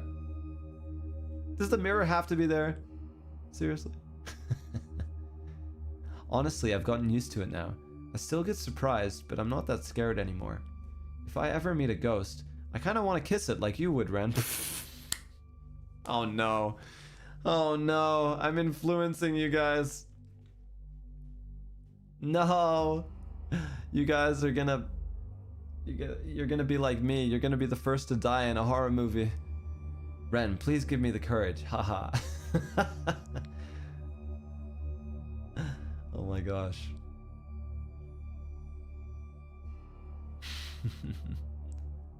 When the lights are dimmed, feels like you're going on an adventure around this place. There's a camping section with several tents on display for the past few months. When I'm doing the rounds, it feels like someone is inside one of them. I've never actually seen anyone, and I don't believe in ghosts or have any spiritual sensitivity, but I still feel that way. This store is definitely strange. Back to work again tomorrow. You're literally still working there. That's crazy. Well, that is a lot of coincidences for one place. That's all I'm gonna say. That's all I'm gonna say. Lip bites. Haha. A horror movie date with Ren would be funny. Oh my gosh. Well, thank you so much for the submission. That was really interesting. Yeah, I wonder what the history of that store is, you know? Cause yeah, they mentioned that, you know, it's just urban tales that all of the employees know at this point, right? Like, it's just so, it just happens all the time, so everybody there is aware of them, you know? Yeah. But I wonder what it used to be, that store. Maybe it's like, maybe it's built on, you know, the grounds of I don't even know. Like a cemetery or like who knows?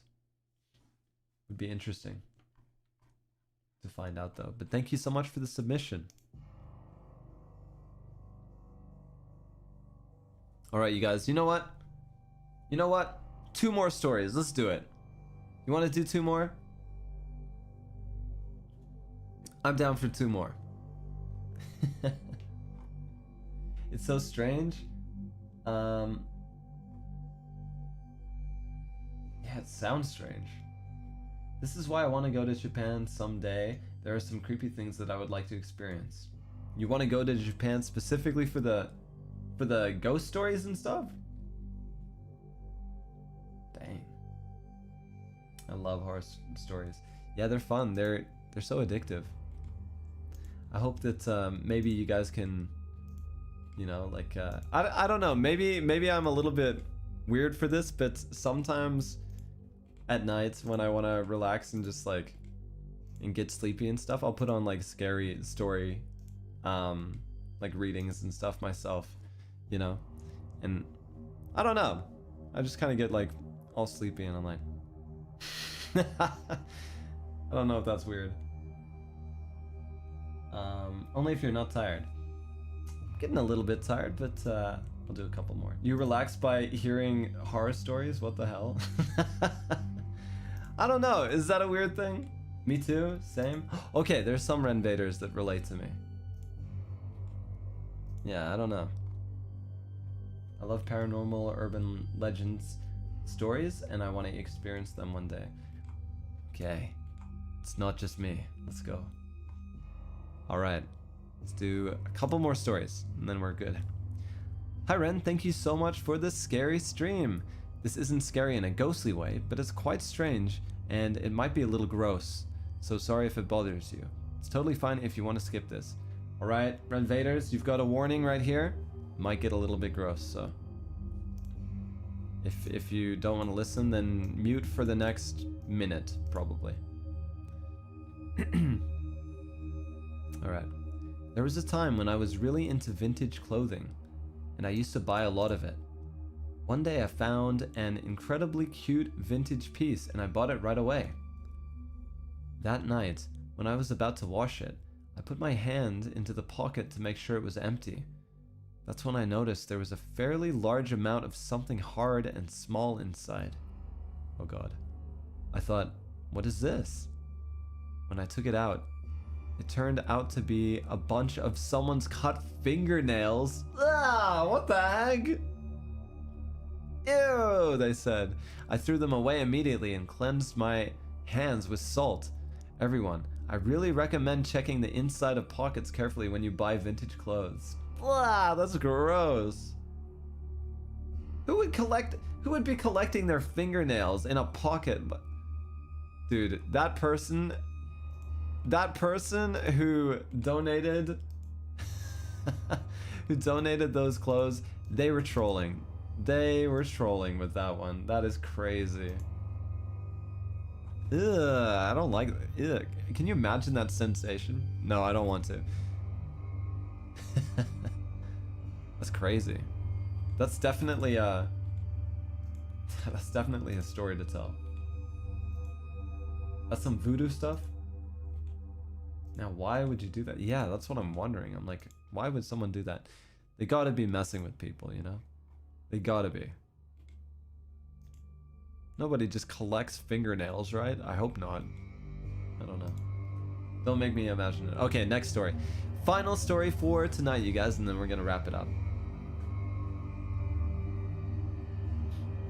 Alright, you guys ready? Here we go.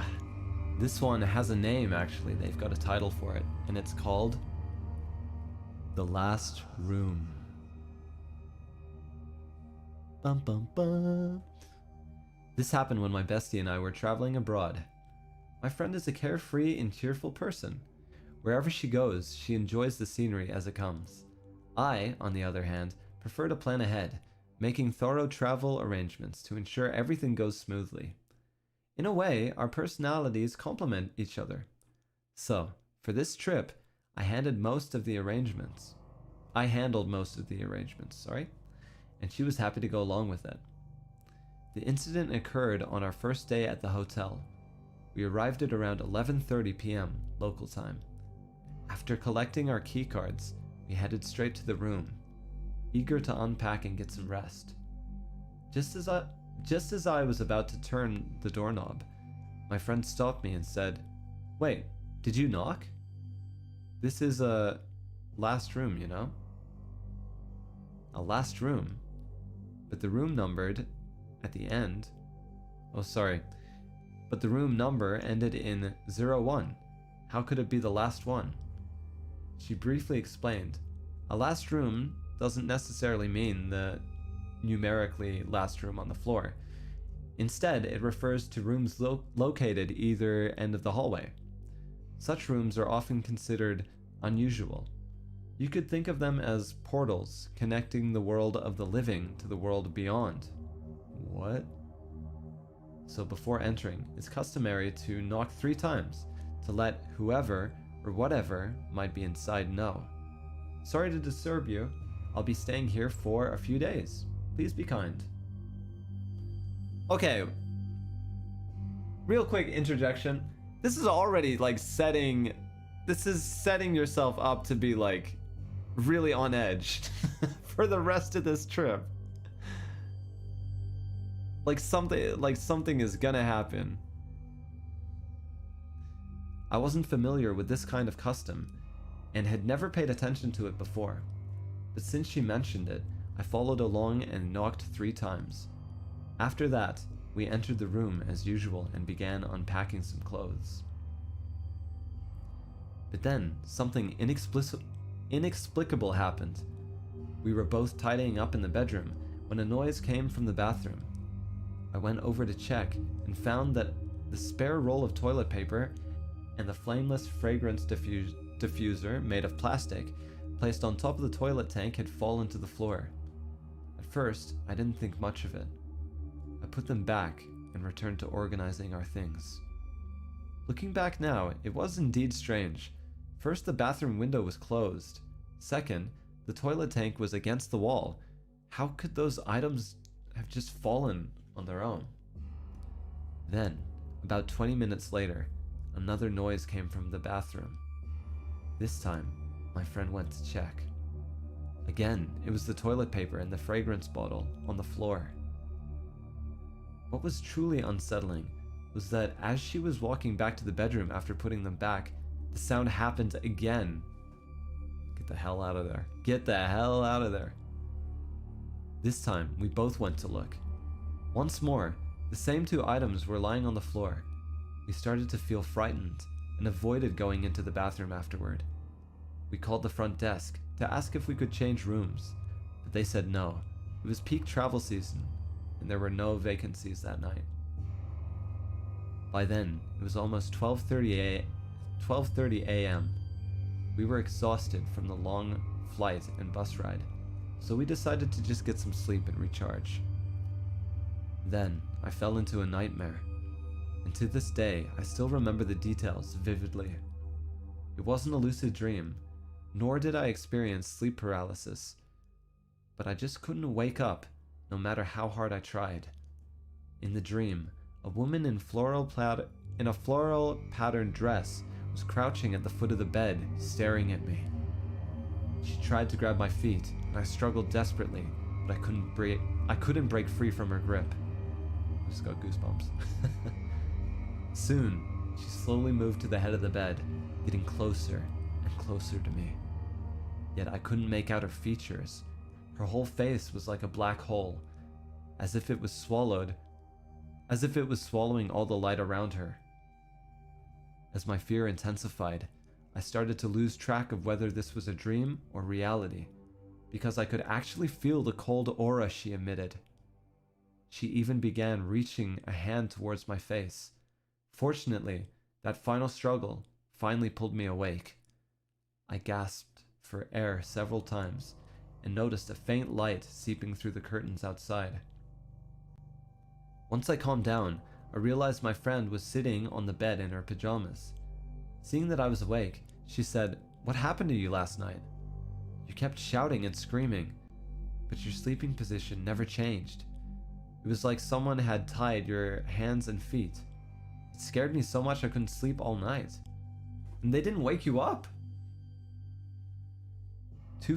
Too terrified to be alone, my friend and I even went to the bathroom together to wash up in the morning. Soon after, she realized the comb she had bought was missing. It clearly had been on the dressing table, but now it was nowhere to be found. However, time waits for no one, so we had to set out for the day's sightseeing in a state of exhaustion. Of course, once we returned in the evening, we tried again to ask the front desk about changing rooms. This time we got a positive answer. Oh, thank goodness. We practically ran back to the room to pack our bags, ready to leave immediately. In the end, my friend's comb was never found, but compared to staying another night in that room, losing a comb felt like a small price to pay. We were both just relieved that we wouldn't have to sleep in there again. Some might say it was all just a coincidence, or that I simply had a nightmare because I was exhausted. But when things like that happen in an unfamiliar place, it's hard not to let your imagination run wild. Ever since that day, whenever I travel, I knock 3 times before entering any hotel room, whether it's a last room or not. I wonder if knocking 3 times was actually what triggered it, you know? Like, oh my god, that's the end of the story, you guys. Woo! That was a creepy one. I will say that, you know, like, right from the get-go, you know, already you were going into it with like an uneasy feeling, you know, like you had this story, this like custom to do, you know, so I would usually be like, maybe that's what could have triggered a nightmare like that, but that doesn't explain, you know, like the items falling over and over again. Literally, and the thing that gets me is the time that you fixed it and you walked away and it literally fell straight after that. Like, that seems kind of unlikely, unless you just placed it in a bad way. But I don't think so. I think you guys would have been very, you know, you would have been very conscious of that. So knocking before entering is quite normal in my country. Really? That was a great ender. Wow. Yeah, that was a good one. Great stories. The only thing I could say is better not be curious about where that comb ended up. You know what? Just give the ghost the comb. They want the comb, they can have the comb. Oh my gosh. That was awesome. Thank you guys so much for submitting all of those stories. It's always a lot of fun reading these with you guys and just getting all creeped out together. A lot of fun. I hope you guys enjoyed. Otsu. And I will see you guys in tomorrow's stream, where we are going to be playing some more Zelda, Ocarina of Time.